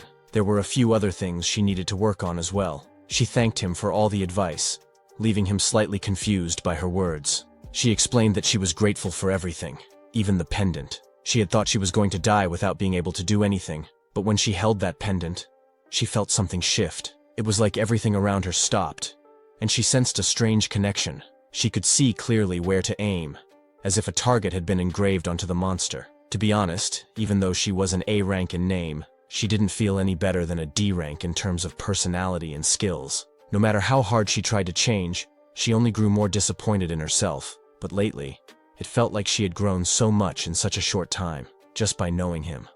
She began to realize she was more capable than she thought. For the first time, she felt excited about herself, and in a rare moment, she talked at length. Just as she was about to say more, he told her that it would be tough to do it alone. He gave her his number so she could reach out if she ever needed him. She smiled, happily accepting, and promised to share her number too. But just as she was about to, he received an urgent message from Tan and decided to contact him once they were out. The scene shifted to the Hunter Association headquarters, where Tahin was on the phone with Shin. After thanking him, Tahin said he'd contact Shin again after the briefing. He agreed to help Shin if he could, then mentioned that the item Shin had given him last time had been incredibly useful. Shin, now already out of the training area and parting ways with Gia, expressed relief that the item had helped and thanked Tahin for agreeing to assist him before ending the call. While Tahin waited, Min entered the room, informing him that the association president had sent word. They could move out now. As they left, Min wondered about the unusual situation. Normally, the president would send an official document, but today, he was summoning Tahin personally. Commissions sent through official channels were always tough, so if the president was calling him in directly, it might mean an S-rank gate had appeared again. Tahin reassured her that it was fine, especially since Shin had agreed to help as well. He said if he fought like he had before, there wouldn't be any danger. He felt it had been the right decision to build a connection with Shin. Min noted that Tahin seemed in a much better mood after the Arakan dungeon raid. She guessed it had something to do with that mysterious maker. He had been acting differently ever since, and she couldn't help but wonder about the unlimited support he'd mentioned. She also found it shocking that the guildmaster would offer such generous conditions, even though Tahin was no longer in the berserker class, which usually made it hard to control emotions. Yet, he was more calculated and cool-headed than anyone. Min couldn't help but wonder if Shin was more capable than she initially thought. But then again, there was no way a D rank could create a weapon that would satisfy someone like Tahin. Since Tahin didn't bring up Shin often, Min decided she would need to look into it herself. They arrived in front of a meeting room, where a man greeted Tahin, asking if he had come alone. Tahin wondered if someone else was supposed to be with him. The man replied that, from what he'd heard, 2 guildmasters were supposed to attend. But since Tahin had come alone, he could head inside first. Tahin then asked if the man knew who the other guildmaster was. The man said the other guildmaster had just arrived. A voice called out to Tahin, asking if it was really him, and mentioning how active Tahin had been lately. Tahin and Min turned around, immediately recognizing the person, who clearly pissed him off. The man smirked. I hadn't thought it would be enough just to see you here. The other guildmaster was Kim Mi-hyuk, and he had come to take a jab at Tahin, wondering who he was and whether he was the guildmaster. Tahin thought to himself that Kim was incredibly annoying. Kim stepped closer, saying that Tahin's guild was capable, but he needed to correct himself. It wasn't the Overkill guild that was the problem, but rather the guild master himself. Tahin told Kim he wasn't free enough to entertain his ridiculous provocations. Kim shrugged, saying that Tahin must be busy purposely choosing and touring low-ranked dungeons, probably wanting some sort of fame from rookies in low-ranked gates. Min was seething with anger at Kim's words about Tahin. Kim continued, explaining that while there had been some coincidental cases where they entered rank-error dungeons, their goal had always been to raid, not rescue. They had gone in on their own terms. Just as Min was about to argue back, Tu stopped her and told the man at the door to open it. He explained that they were there to meet the president. The man agreed, opening the door and mentioning to the president that the 2 guildmasters had arrived. The president responded that he could hear them coming and that those 2 were as troublesome as ever. They entered to speak with the president, while Min, who wasn't part of the conversation, stayed outside. She sat down on the floor, and a man handed her a cup of tea. She thanked him for it. Inside, President Han Cheolman told Tahin and Kim that Heaven had urgently requested both of them 3 days ago, after a strange head appeared and disappeared in the suburbs. Tahin wondered if it was a rank error dungeon. Cheolman only shook his head, denying it. There hadn't been enough confirmation, and it wasn't even possible to measure the mana of the gate. Kim was shocked to hear that. Tahin thought it was strange that a gate had appeared that couldn't even be measured normally. The rank of a gate was determined in 2 ways. First, a special measuring instrument was used to assess the mana of the gate itself, since, generally, the final calculated rank would match the rank of the monsters inside. The second method was by combining reports from the scouts sent by the association. Cheolman continued, explaining that rank error dungeons happened when a gate's mana increased rapidly. But this situation was different since no measurements had even been made yet. Tahin then asked if Cheolman had sent scouts to investigate. Cheolman mentioned that they had sent scouts 5 times, but none had returned. Kim pointed out that Cheolman didn't know the rank of the gate and had no information to share. He hadn't even informed Kim about it right away. It seemed like Cheolman wasn't just trying to shift the blame. They couldn't know how long the gate, with its unknown rank, would stay open. And in that situation, if left unchecked, it wouldn't be surprising if monsters eventually broke through. There had been cases like that before, and every time it had been hell to deal with. Just as Cheolman was about to continue, he was interrupted by Tahin, who pointed out that it was shameless. But as they said, this was an emergency. Cheolman insisted that he wouldn't take no for an answer, and needed both guilds to work together to raid the unconfirmed gate. He had originally planned to send the Hunu guild as well, but due to their sudden foreign dispatch, they couldn't join. This was serious enough to involve all 3 of the big guilds, and the deadline was in 2 days. He promised to prepare support funds and reward money to the best of his ability. If they needed anything else, the association would do its best to provide. Tahin thought for a moment, and then asked if they had to create a team based only on guild members. Cheolman replied that it didn't matter, but since the gate's existence could cause chaos and panic among the public, they would only allow a small number of verified individuals. Tahin agreed with that, The scene shifted to the Shunua Guild, where Kim rushed in and threw his coat aside. The others welcomed him, and he ordered them to create a team using only guild members with ranks A or higher. He wanted them to choose who could depart in 2 days. Kim couldn't help but think that Tahin must have a trick up his sleeve. He didn't like the smile Tahin had been wearing. Kim saw Tahin as an annoying person and was determined to use this opportunity to put him in his place. He then demanded they bring Kang Yurin onto the team. One of the women pointed out that Kang wasn't affiliated with their guild, and with her personality, she'd probably reject the offer. Kim snapped, asking who didn't already know that, and insisted they bring her by any means necessary. He wanted to see her in front of him, and if they failed, he warned them to be prepared to never work in that field again. The two were shocked, but agreed to his orders. Kim thought it was actually better that Kang wasn't affiliated with any guild right now. He planned to scout her properly, and use the opportunity to show Tahin that even among the big guilds, there were different levels of strength. The scene shifted again. 2 days later, in front of the mysterious gate, Tahin was there with Shin, a man and a girl. The girl asked what time it was, noticing the others still weren't there. The man replied that there were 5 minutes left, and the Shinwa Guild was always punctual, arriving right on time. The girl muttered that that was why she didn't like them. No manners. She joked that if they ever did learn some, she might shoot a hole in their heads. Just then, the man, who was the vice guild master, called her by name, Sun Jae, and gave her a light smack on the head, warning her to watch her words. She remarked that he was really brutishly strong, to which he glared at her.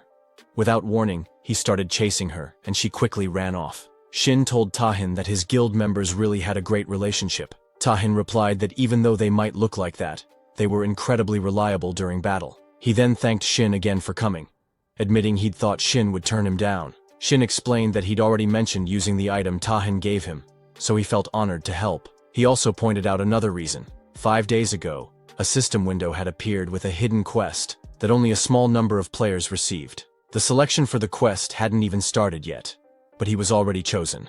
There was no reason for him to decline. He went on, saying that although the quest had extreme difficulty, clearing it would reward players with incredible rewards, and some people even awakened new abilities. Tahin thought it would be tied to that dungeon. Tahin apologized on behalf of Kim, knowing the man's rudeness was inevitable. Kim and his team arrived, surprised that they were so early. He apologized, saying he had a lot of work, but it seemed like the Overkill Guild had plenty of time. He teased that they must be spending all their time on low-ranking gates. No wonder they had so much free time. The Vice Guild Master of Overkill told Shin to ignore Kim and not give him any ammo. As she was about to respond, he shut her down, repeating, "Just ignore him." He reminded everyone that the rivalry between the guilds was still as bad as ever. It wasn't just an emotional battle anymore. It was all over the mass media, the constant debates about which guild was stronger. Kim looked at Shin and laughed, wondering if Shin was Tahin's hidden card. He acted like he had something up his sleeve, but it seemed like it was just him. Kim then mocked Shin's clothes, asking if he was on a trip. He was going too far. Raiding a dungeon was no joke, and it seemed like Shin just wanted to get carried. A girl stepped in and told Kim to stop getting mad. They had a new member, Kang, who had overheard and asked if they hadn't said they had no time to waste. She didn't think they had time to argue, so they should hurry up and go. Sun was shocked to see Kang and wondered about the lineup of their party. She recognized Kang as the strongest element master in Korea, someone who could use all 6 elements and an S-rank sorcerer. Then, of course, there were Kim and Taehin, an all-star lineup. She thought the raid would be a piece of cake, and that she'd gladly let them carry her. Shin, however, felt it wasn't going to be so easy. The dungeon they were about to raid was the same one from his last life. Of the 8 party members who had gone in that time, only Tahin had survived. And barely, using his trump skill afterward. The gate had suddenly disappeared, becoming an unprecedented case where 7 high-rank awakened were declared missing. The association had worked hard to censor all the information, so there was almost nothing left about the dungeon. Shin couldn't guarantee they'd defeat it this time. They entered, and Kim attacked a doll, killing it easily. He chuckled, calling it so easy. Shin was left wondering why it seemed so simple. As they were heading back to the gate, Shin mentioned how cool the place was. The Vice Guild leader told him to lower his voice. Suddenly they noticed the gate was closed. The Vice Guild leader of the Overkill Guild tried to open it but failed. He suggested they break it open with force. Shin said, "You want me to break it too?" A few of them attacked the door, but it didn't even budge. Kim told everyone to step aside as he would handle it. Just then, two of the Torah maids came in to attack, but Kim struck them back. Wondering what those things were and how they managed to get in his way, one of the girls commented on Kim's skill. Kim replied that it was no big deal and asked why he would waste his skill on something so trivial. She then noticed that the monsters were resurrecting. Kim explained that they had a resurrection ability and that they would need to be at a certain level to even stand a chance against him. He created two giant hands to strike them all at once. The others were fighting the monsters too. Shin and Kang were standing quietly, and Shin asked why she wasn't fighting. She asked the same of him. He explained that he was a support-based production class. She said there wasn't really a reason, she just didn't feel like putting in effort for a party like this. She had been a little excited at first, thinking she would be working with the strongest person in Korea, but now it seemed like all show with no substance. They couldn't even kill one monster. Had she known it would be like this, she would have declined the invitation. Shin felt something strange about the polluted mana from the monsters. It didn't seem normal. He wondered if it was like they were tied together by threads. All of the mana seemed connected to an object, and he thought maybe they just needed to break it. He also wondered if he had any reason to show off his skills to them, but it should be fine if he could just use his rental powers. Kang used her ability to make something small appear from the ground. Shin asked if she had enough mana to deal with the bugs and why she didn't send it over there. She replied that she had mentioned it earlier and that she only kills what she wants to. As she destroyed a bug, Shin thought it might be worth checking and then teased her, saying she must be afraid of bugs. She snapped at him, telling him to stop talking to her because it was annoying. He apologized, saying he wasn't meddling, but pointed out that there might be a bug monster nearby. Kim was attacking the monsters as well, but they kept getting back up. He wondered why his attacks weren't working. Tahin was also fighting them, and then suddenly, everything stopped. Kim wondered what had happened and realized he was finally warmed up, though it felt like small fires were starting to burn out. In the end, the object controlling the monsters was destroyed, and Shin, absorbing its mana,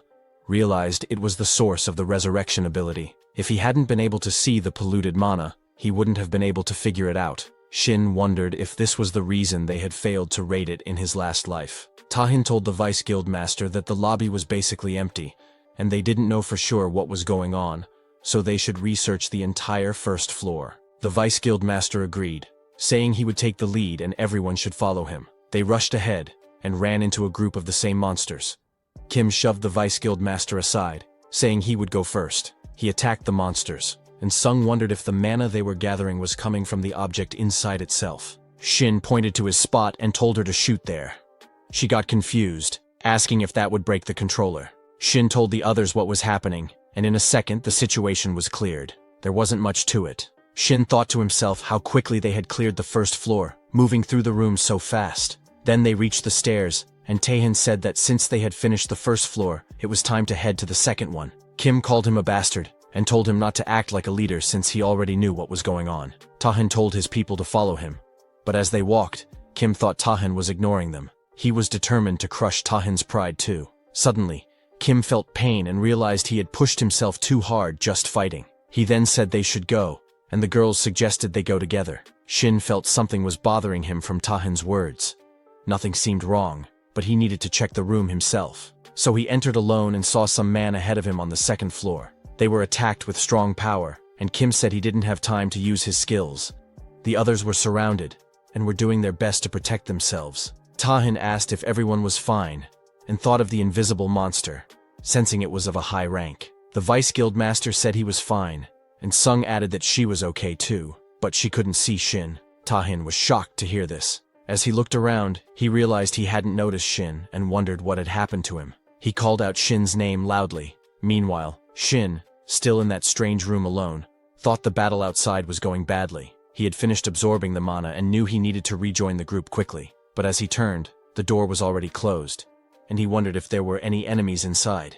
Then he saw a girl appear from behind the door, holding a small doll in her hand. Shin had wondered what a young girl was doing in the dungeon. She called out to him, asking if he was the hunter, and then told him to just follow her as she turned to leave. He called out, asking her to wait, and how she knew he was a hunter. She replied that the lady downstairs had told her a hunter would come to save her later, and that they should leave together when that happened. Since Shin had made it all the way here, she figured he must be the hunter the lady had talked about. Shin wondered about that lady. They both headed downstairs, and the girl asked him if he didn't know her. She thought it was strange but was sure he was the hunter the lady had mentioned. Then the girl called out to the lady, saying it was time to get it together because the person she talked about had arrived. As Shin looked at her, he thought it seemed like she had suffered some mental damage from something. He excused her, saying he had been sent by the Hunter Association. When she heard that, she immediately got up, asking if he was really sent by them. He confirmed and mentioned that it must be a tough situation for her,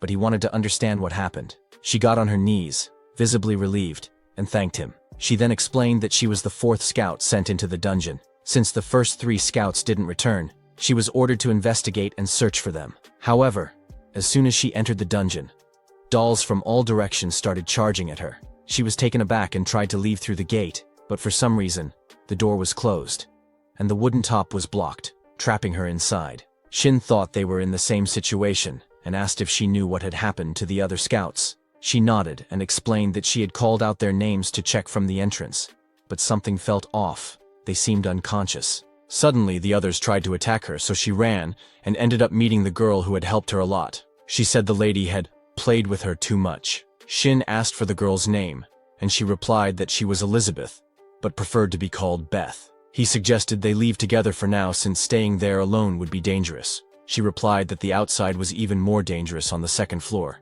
They kept battling the invisible monsters.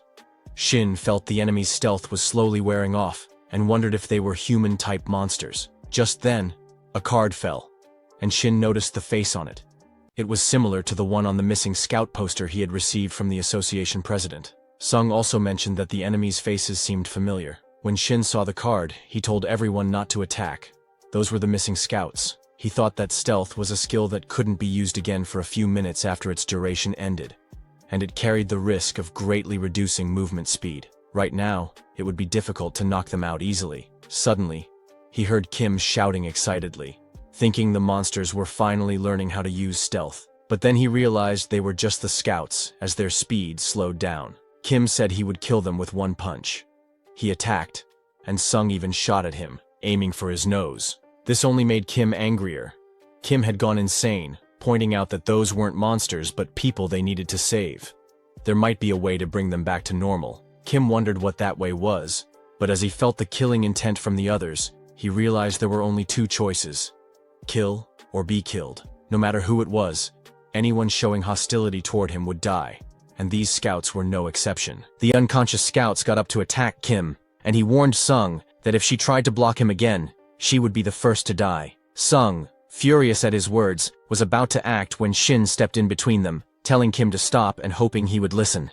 Kim told him that everyone was blind to their own causes, and he would show Shin how blind he truly was. At that moment, a girl stepped forward to protect Shin. Kim coldly said it wasn't a request, but a deal. He would pass over the raid's rewards and funding to the Shinhwa Guild. With those conditions, he thought it was enough to consider it. An attack came at Kim, but he blocked it with his hand armor, saying it was just a warning. He added that if Shin pissed him off even slightly, he would kill him immediately. Shin thanked him for the warning and thought he had gained a bit of time. Sung apologized to Shin for what she had done, and he told her to take responsibility later.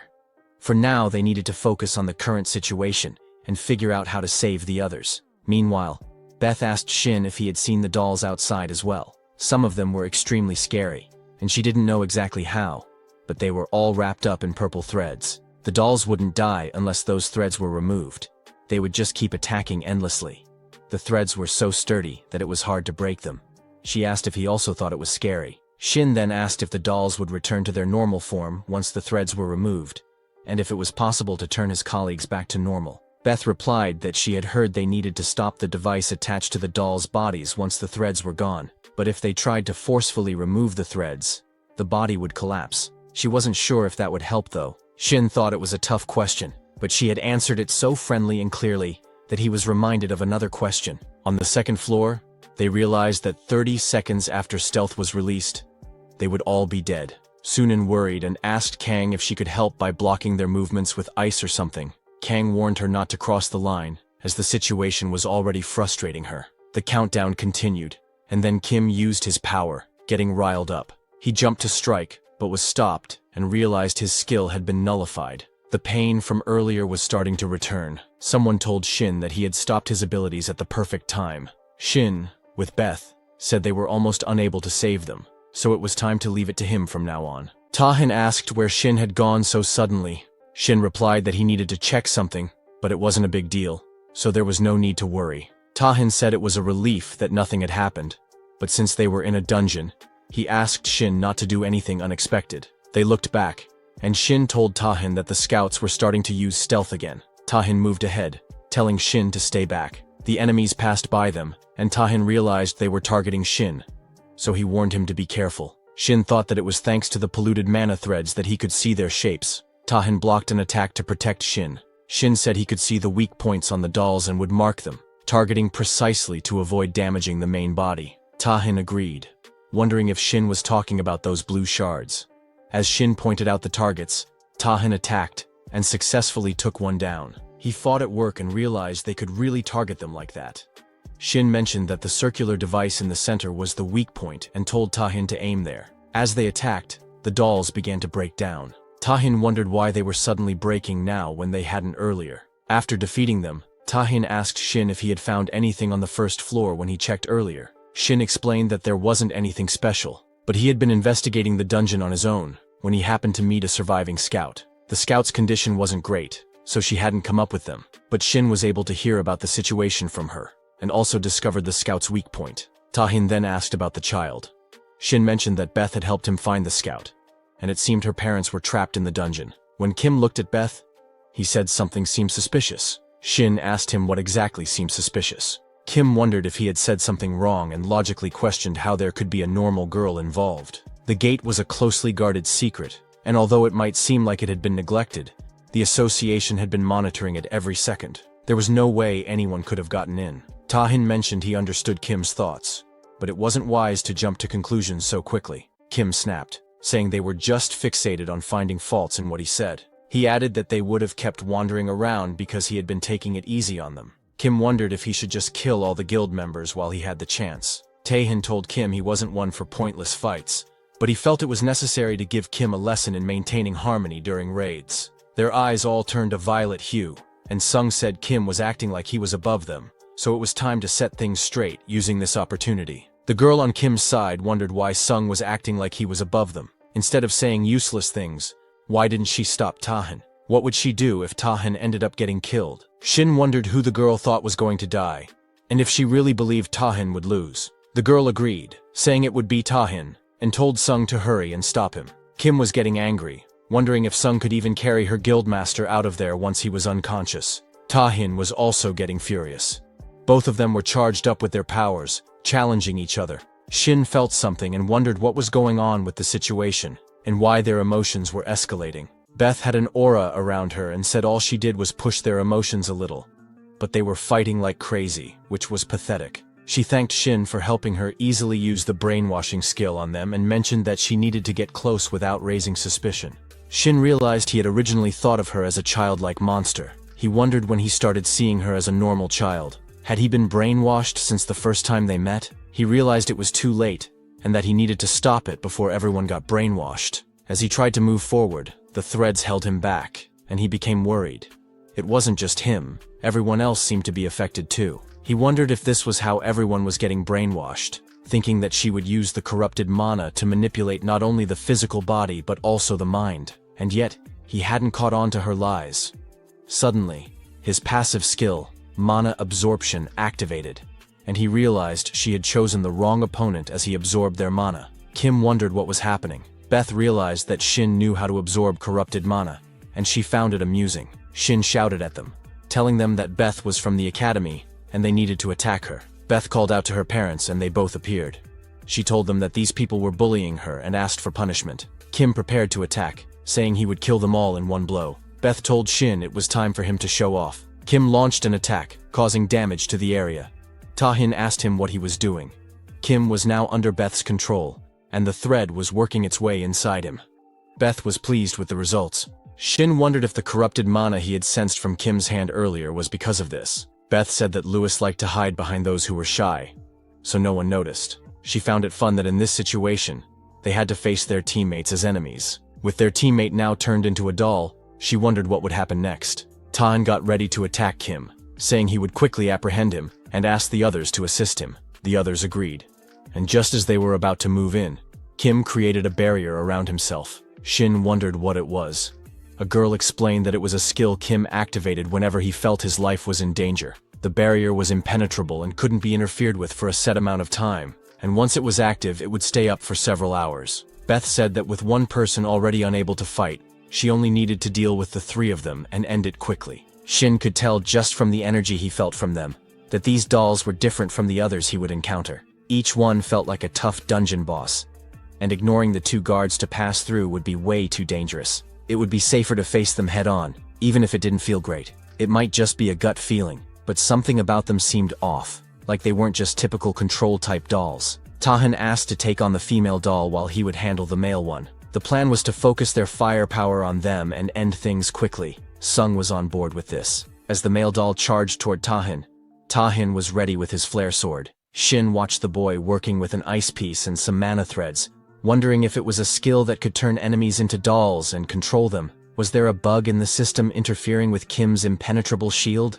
Shin suspected this ability had something to do with turning hunters into dolls, but no matter how much he thought about it, something didn't add up.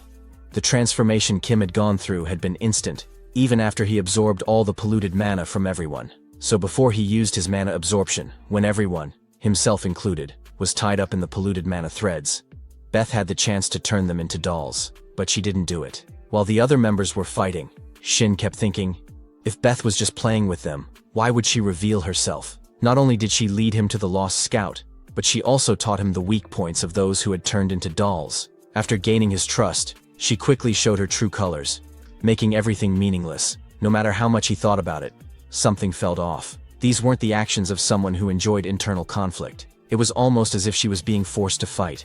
Kim managed to land a hit on Tahan, and Shin noted his incredible durability. But with the weapon Shin had made for Tahan, he could channel his power into it and maintain control, making it ready to explode.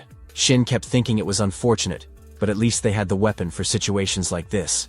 Then Sung called out to the Vice Guild Master, saying it was enough and that it should be soft enough now.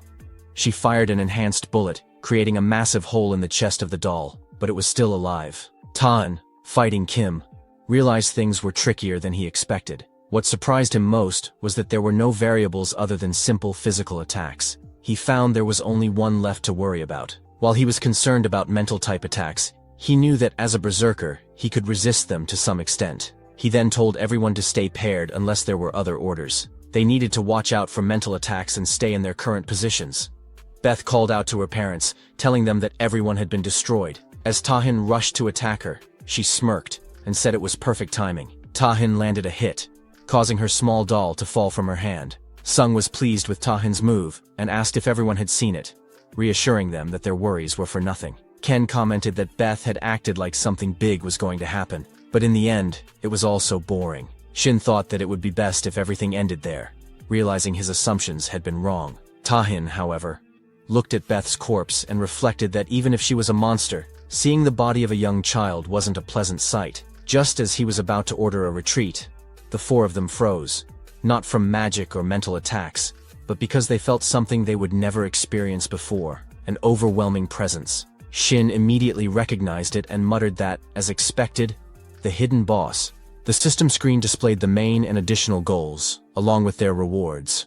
Beth appeared in her true form as a vampire, thanking them. She explained that she had been waiting for people who could destroy her parents, and instead of that, they betrayed her. Now, they would live eternally with her power. Beth was furious. She called them ungrateful rat bastards for abandoning her in that useless body, and now she finally felt alive. How long had it been? She hated every second of it, spending all that time in such a weak form. Kang snapped at Sung and the Vice Guild Master, telling them not to just stand there like idiots and to prepare for what was coming. Kang realized that while Tahan was talented, facing a monster like Beth alone was impossible. Beth smiled and told Tahan that he was being cute, but called him a rat bastard. The three of them were confused by her words. Beth then said, "Let's see, shall we?" and added that she would enjoy a meal for the first time in a while before using essence drain. The group began coughing up blood. Kang thought to himself that high-ranked undead were skilled at absorption-type magic, but from that distance, with this many people, she could suppress them without needing to activate any conditions or prepare in advance. Just how much of a monster was Beth, really? Tahan activated his flares, and Beth commented that he was strong, strong enough that even in their current state it could have been a problem for her. If they had been able to use all their power, the results might have been different, but that wasn't going to happen. She crushed something in her hand and attacked Tahin. Shin couldn't help but wonder, what percentage of a threat did he think they were facing? Tahin asked Shin what he meant by that. Shin explained that the berserker's explosions had a limited output. Tahin couldn't keep using 100% of his power all the time because his body and rationality wouldn't hold up. He had heard that Tahin adjusted the explosion's output based on the situation, but since he was still new to using the explosion skill, he wasn't completely sure how to manage it. When Tahin fought Irachan last time, Shin believed the output he used was no more than half at his maximum, and since then, Tahin had probably been using even less than that. Tahin admitted that even so, his strongest sword still broke, and in his current state, he wasn't sure if he could reach a level of output he would never attempt to before, but he would buy some time. Shin remarked that he wanted to monopolize Tahin's abilities, but he knew that was a ridiculous request. Tahin suddenly felt a strange energy and wondered if it was mana. Shin continued, saying it felt like he would be tied to Tahin from now on, so he thought it would be best if they kept pushing each other to grow and develop. Using his demonic weapon production skill, Shin had saved 100 units of polluted mana and was searching for a suitable weapon from the demonic realm. Finally, the production was complete, and the demonic Leviathan weapon appeared in front of Tahin. Shin urged him to take it and show what he was capable of. Tahin felt something was different about the sword. If it had been any other sword, he would have grabbed it easily, especially with all the special abilities it probably had.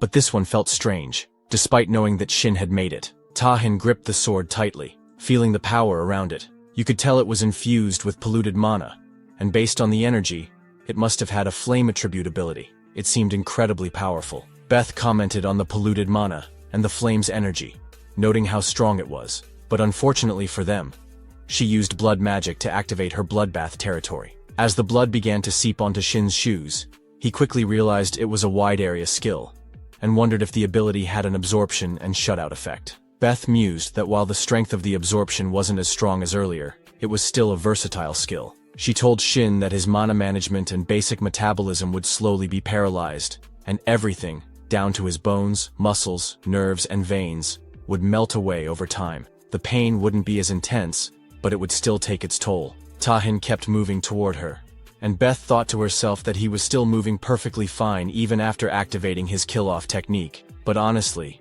he wasn't perfectly fine. The movements of Tahin's body weren't controlled by his own will or consciousness. They were driven by the sword's power. The strength he was displaying now felt much stronger than before. Beth thought to herself that this would be more fun, especially when she destroyed the dolls on her end. Tahin rushed forward, ready to attack, while Beth used blood magic to launch a thirsty hand attack. As the attack was about to land, Tahin countered with a flare from his sword, destroying it. Beth was confused, wondering what that power was. It was at least double the strength of what she had seen earlier, maybe even more. Shin, equally astonished, watched as Tahin slashed at Beth.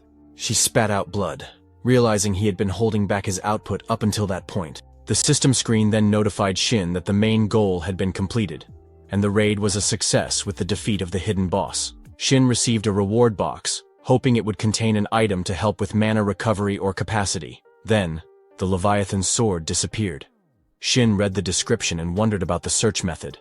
Was the weapon search totally random, or was there some standard for it? Tahin returned to normal, his body trembling as he wondered what had just happened. Shin told him not to overthink it and just stay put. Even if Tahin tried to get up, he wasn't in any condition to walk. Maybe if you were fully fine, but you've already taken a significant amount of damage. Outputting that level of power, Shin was surprised that Tahin had been so reckless with his energy and suggested they rest for a while, since it didn't seem like anyone's life was at risk. Tahin reached Beth, who was still able to speak, and she congratulated Shin. Shin thought it didn't seem fatal, so whether the raid was considered a success when she was still alive was questionable. He then asked about her connection to the dungeon and the dolls, pointing out that the polluted mana control and the dolls clearly came from her.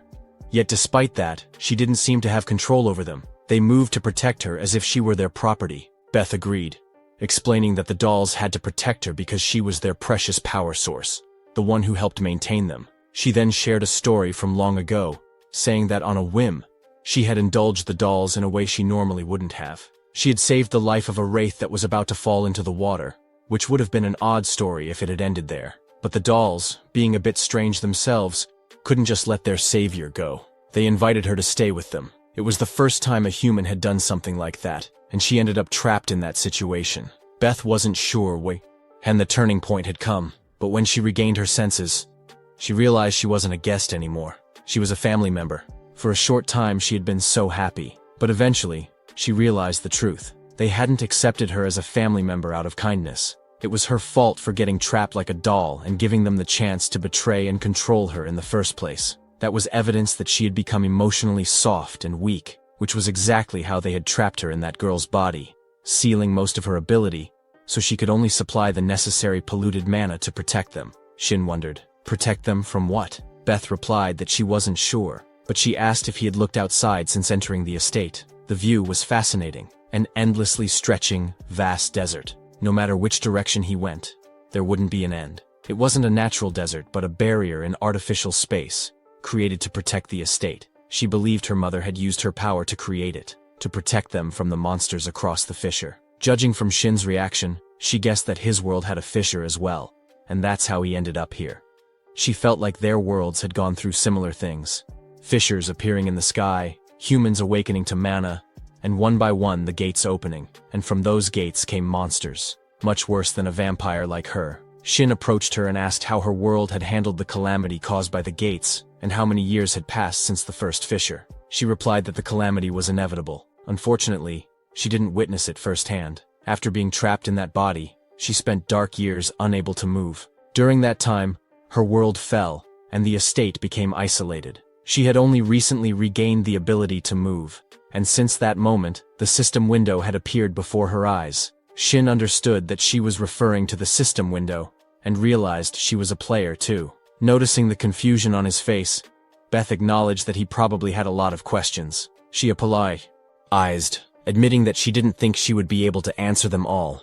Then, as her body started to break down, she mentioned that death wasn't so bad after all. Shin thought her body was collapsing, but the system window notified him that the demonic cycle of control could be used. He opened it, gave a small smile, and did something to her neck. She asked what he was doing, and he replied that it wasn't just a coincidence. I could say it wasn't necessary to use it until now, but personally, I was curious. The system then announced, upon successful equipping, the relevant monster will be held from their critical condition and become a subordinate familiar to the player who equipped the item. Shin mentioned that while he would see many players with familiars, this was a first for him, having a player as a familiar. Finally, the contract was complete, and the screen showed that she had been registered as his familiar. He mentioned that while he didn't expect her to take on a different form, it was still a surprise that she turned into a cat instead of a bat. Even her necklace had transformed to match the change. She shifted back into her human form, telling him not to make her fall in love with him, and accusing him of using her as a familiar. She said it was more than just humiliating. It was painful. He wondered if she could even maintain her human form for long, but it seemed unlikely. Still, she had no right to refuse this humiliation. The screen flashed a message explaining that if corrupted mana, or any mana, was supplied, the lock on the familiar abilities could be temporarily disabled. He found it strange that a familiar couldn't even do something as simple as transform. He wasn't sure what to make of her, or what he could use her for, but now they were stuck together. As she changed back into her cat form, he picked her up. She asked him to let her go, but he teased her, wondering if she could still communicate in this form. The conversation drifted from their earlier topic, but he was curious. Had she truly been betrayed by those people? She seemed confused, asking what he meant, but he reminded her that she had already told him everything. He told her not to repeat it again. He understood now. He got up, but continued, saying that something still wasn't adding up. She explained that they had stolen her power for their own survival, but she wondered if living like that even had any meaning. He didn't fully understand what had happened, but her family didn't seem very impressive. He wasn't even sure if they had any real rationality or just egos. Rather than being living creatures, they were more like dolls programmed to move in a set pattern. Beth told him there was nothing they could do about it. The mentality of humans was meant to evolve to fit their physical bodies. They had ended up this way because they had forcibly used corrupted mana, causing their egos and rationality to wither away. She then asked if he expected her to feel sympathy for those people. He denied that, adding that if it were him, or most humans, they wouldn't choose to continue living like that. Shin then thought about the father doll. wondering if he had moved bodies. Beth asked what he was getting at.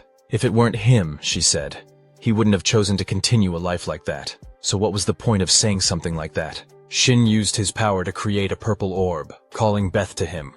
She flew over, thinking how even a simple command like that had a compulsion behind it. As they got close to the orb, Shin told her that she might not be aware of it, but the orb was known as an essential crystal. It was usually used for black magic-affiliated spells, and could store a part of her own mana and soul within it. Those people must have taken her power and stuffed it into the doll, bringing their source into it. They might not have had enough power, but they were clearly quite technically skilled.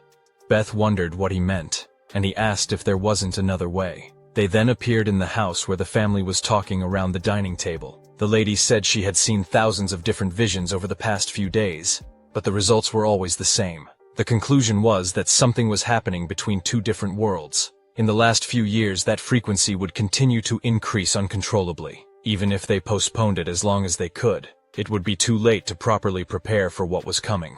Beth thought that this wasn't the present reality, but must have been a vision based on memories. She wondered if those were the father's memories. The father then asked about the method and the different dimension hypothesis she was researching.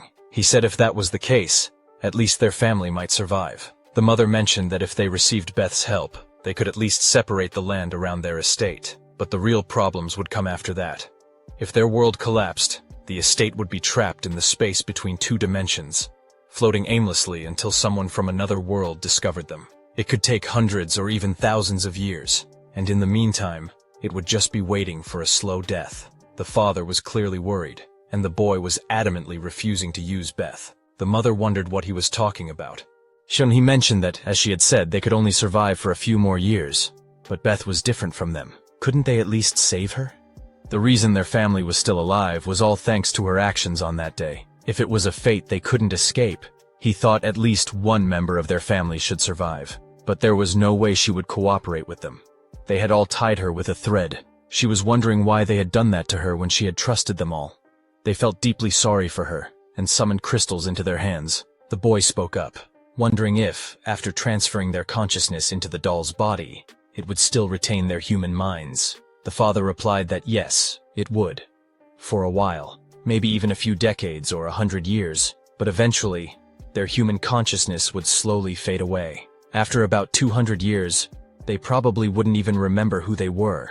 They would still be the dolls they had to be. Even though their dimension was isolated, they didn't know what kind of dangerous variables might appear. And when that time came, they would protect Beth from those dangers. The father didn't know how long it would take, but they would do everything they could until someone from another world came to take her and save her. Shin had consumed 50 corrupted mana, and then he saw that Beth was crying. He wondered why they hadn't told her about it earlier. Shin told her that if they had, they all would have met their end together. It was a ruin they couldn't avoid. She would have chosen to face it with them. He told her not to sit around and to get moving. They didn't have much time. The system window flashed, indicating that the freed abilities for Beth would last only about 2 minutes. Shin told her that this wasn't even a complete recovery. To think that 50 corrupted mana only gave her 3 minutes. He wasn't going to waste that expensive price for her to keep crying like this. He thought it was her role to conclude things. At the very least, these were the ones who had stayed as dolls all this time, protecting her. The conclusion was that she should help them find peace. Beth stood up, telling him that she couldn't do something like that. How could she? He told her not to be so pathetic. Even if their destruction and deaths were inevitable, they could have organized everything and chosen to live their final moments in happiness. But those people chose not to do that. They trapped themselves, sealing themselves into a life sentence without an end. Just for her. It wasn't for her or for him. But she should at least do something for the devotion of her family. It was the least she could do. She didn't understand the meaning behind her family's actions, but then she used her power. The system screen showed that the additional goal had been achieved. Shin had discovered the truth about himself. Finally, the dungeon raid was completed, and they were taken out by others, as they were all severely injured. Shin was walking on his own, and mentioned that he felt like he had been in there longer than expected. He couldn't say that in front of Beth, who was still in cat form. He then asked her what she thought of it compared to her world. She decided there was no comparison. Even the mana she could feel was so weak. But she knew she didn't have the right to choose. No matter what kind of place it was, she would do her best to live. That was her obligation. The scene shifts to Kang's house at night. She muttered about why she couldn't give up drinking, finding it so annoying. Then, she sent someone and asked what a rat was doing there. Was he there to ruin things? Until the end, the boy, turning on the light, replied that she had called him a rat, which was rude. He said he was just waiting for his colleague, having a glass of wine. Exhausted from longing, he figured she could understand that much. She used her power, telling him it was enough of his nonsense, and demanded to know why he was there. Do you want to pay for the bottle he opened? Even his life wouldn't be enough. He slammed the table, frustrated, and said she was being so mean. He wasn't there for personal reasons. He had heard that she had gone to an unconfirmed dungeon, and as she knew, he was quite interested in those. So he had come to hear about how fun it was. After she told him everything, he understood that she hadn't seen anything at all. It surprised him that the tall and proud queen would black out so pathetically in the middle of a raid. She told him to shut up. The situation had gotten so weird. Even if she had been unconscious, she had confirmed the results with her own eyes. She saw Tahin finish the boss with just 2 swings of the sword that Shin had given him, and even considering a berserker's explosion, it was an unprecedented amount of power. The boy agreed, mentioning that the S ranks were different, and so far, it was definitely worth hunting. But Kang wasn't so sure. While all of it was memorable, she thought they should focus on the supporter. She believed the boy was just a D-ranked small fry, that he could only make weapons, but that weapon had endured the full power of Shin. And if they wielded a sword, the man interrupted her, saying that if she knew how to make a sturdy sword, it would be really useful. In fact, it might even be worth carrying around. But in the end, the tool was just a tool. If there was no one to grab the hilt and use it, it was useless on its own. He was about to leave, commenting that the ability of those at both ends of the sword and the purity of the fight were what truly mattered. Everything else, he said, was simply impure. She replied that if he hunted Tahin, that impurity might be the main reason for his failure. He agreed, saying that a D-rank supporter the queen was obsessed with was interesting. While it wasn't to the extent of Tahin, he was curious about her. He planned to meet her later, and by then he might have killed both Tahin and that impurity. The scene shifted a few days later to Shin's room. He was lying on the bed, thinking that he had slept for a few days in a row, but his condition still wasn't recovering. Rather than the demonic weapon production, he thought it was more likely because of Beth's absorption skill. He asked her if there was a way to get rid of the side effects of her skill. However, when he looked around, he realized she wasn't in the room. He wondered where she had gone. After a moment of thinking, he figured it would be fine. After all, she was his familiar, so he could force her to be summoned. She would know that, and she had to be curious about the new world. As long as she wasn't doing anything weird, he would be fine with it. Then, he noticed the mischievous treasure chest, and thought to himself that he never expected to see one in real life. He wondered if it was a random reward, something frequently mentioned by players. Everything that came out of the box was randomized, and it wasn't just handed to anyone. The objects the chest bestowed were limited to things the owner of the chest needed. The problem, though, was that the function was a bit off. Like a sword that was sharp and firm but missing a screw. It could only be used to attack, not to block. Or like a shield that could absorb any impact without recoil, but would also randomly reflect that impact onto someone else. And despite its extreme weaknesses, what made it so wicked was that it wasn't an unusual item. There were many cases where people tried to use equipment matching the conditions somehow, and still ended up seeing blood. If there was one item he needed right now, it was something with the ability to recover mana, or increase the total amount. He wondered what type of item would come out and whether it would have any weaknesses. Finally, he opened the chest, and a blue light glowed inside his room. He found a ring called Trader's Gluttony, which allowed the wearer to use the skill Mana Drain. He was confused, and Hey in the system screen popped up, explaining that the function depended on the amount of favorability the target had toward the wearer. Frustrated, he threw the ring aside. At that moment, Beth entered the room. Shin thought that the drain ability itself wasn't bad. It was kind of overpowered. But the condition was favorability, and the name of the item was ominous. Beth mentioned she didn't know why he was angry, but it felt like he had a guest outside, referring to someone as an idiot who had come by. Shin looked out from his apartment and saw Kim getting out of a car. He wondered what was up with the state of this neighborhood. What kind of place was Tahin letting his supporter, Shin, live in? Even though Tahin acted like he was being so generous, he was really just a terrible person. Shin thought that Kim might be right. Kim looked at the apartment building, thinking that it seemed a bit too much for him to scout a supporter on his own. But Shin was valuable enough to make it worth the effort. Even without Tahin's report, Kim could feel the situation unfolding for himself. Back then, Shin had done something for Tahin, and the energy that came from him was powerful enough to break through the barrier, reaching Kim for a brief moment. Kim didn't understand why Shin was only at D rank, but he was certain Shin had the potential to be at least A rank. That meant Tahin didn't hire Shin for nothing. As Kim thought about it, he figured if Shin wasn't entirely loyal to Tahin, he would try to approach him. Shin came down to meet him and asked how Kim had found his apartment. No matter how he thought about it, there was no way Kim could have found his address legally. Kim, not bothered by the question, responded, "What really matters isn't how I found it, but how you received it." Normally, in situations like this, most people would be impressed, thinking that the best guild wanted them so badly. He waved his hand towards Shin, adding, "You must have been pretty impressed to come out and meet me in person." Shin stepped past him, saying that he didn't come to meet Kim, and apologized for it. He explained that it was just the renewal date for his helper job certificate. Kim mentioned the things Tahin was giving Shin, promising to give him triple the amount. He knew that after what happened last time, he probably looked like a fool to Shin. But to those with ability, Kim would treat them well. He would give them the best treatment, something no one else could match. Shin replied that he was surprised Kim was self-aware to that extent, but it wouldn't change his response. "I'd give the same answer I gave to Tahin. There's nothing you can offer me." Kim got pissed off, as he had received the same kind of reply from Kang.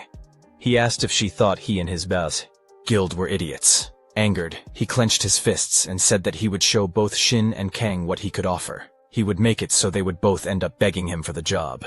Kim left, thinking that he would reconsider this before the Hunter Association's accessibility was kind of a mess. Most hunters drove their own cars, which made sense in a way. He bumped into a man and quickly apologized, but the man just walked off without saying anything. Shin felt like his condition still hadn't fully recovered as he was walking. A person approached him directly. He tried to recognize the face but couldn't. He wondered if Do-jun Hun was still alive. That's it for today. Make sure to subscribe and comment below with your thoughts on this recap. Thank you all for watching.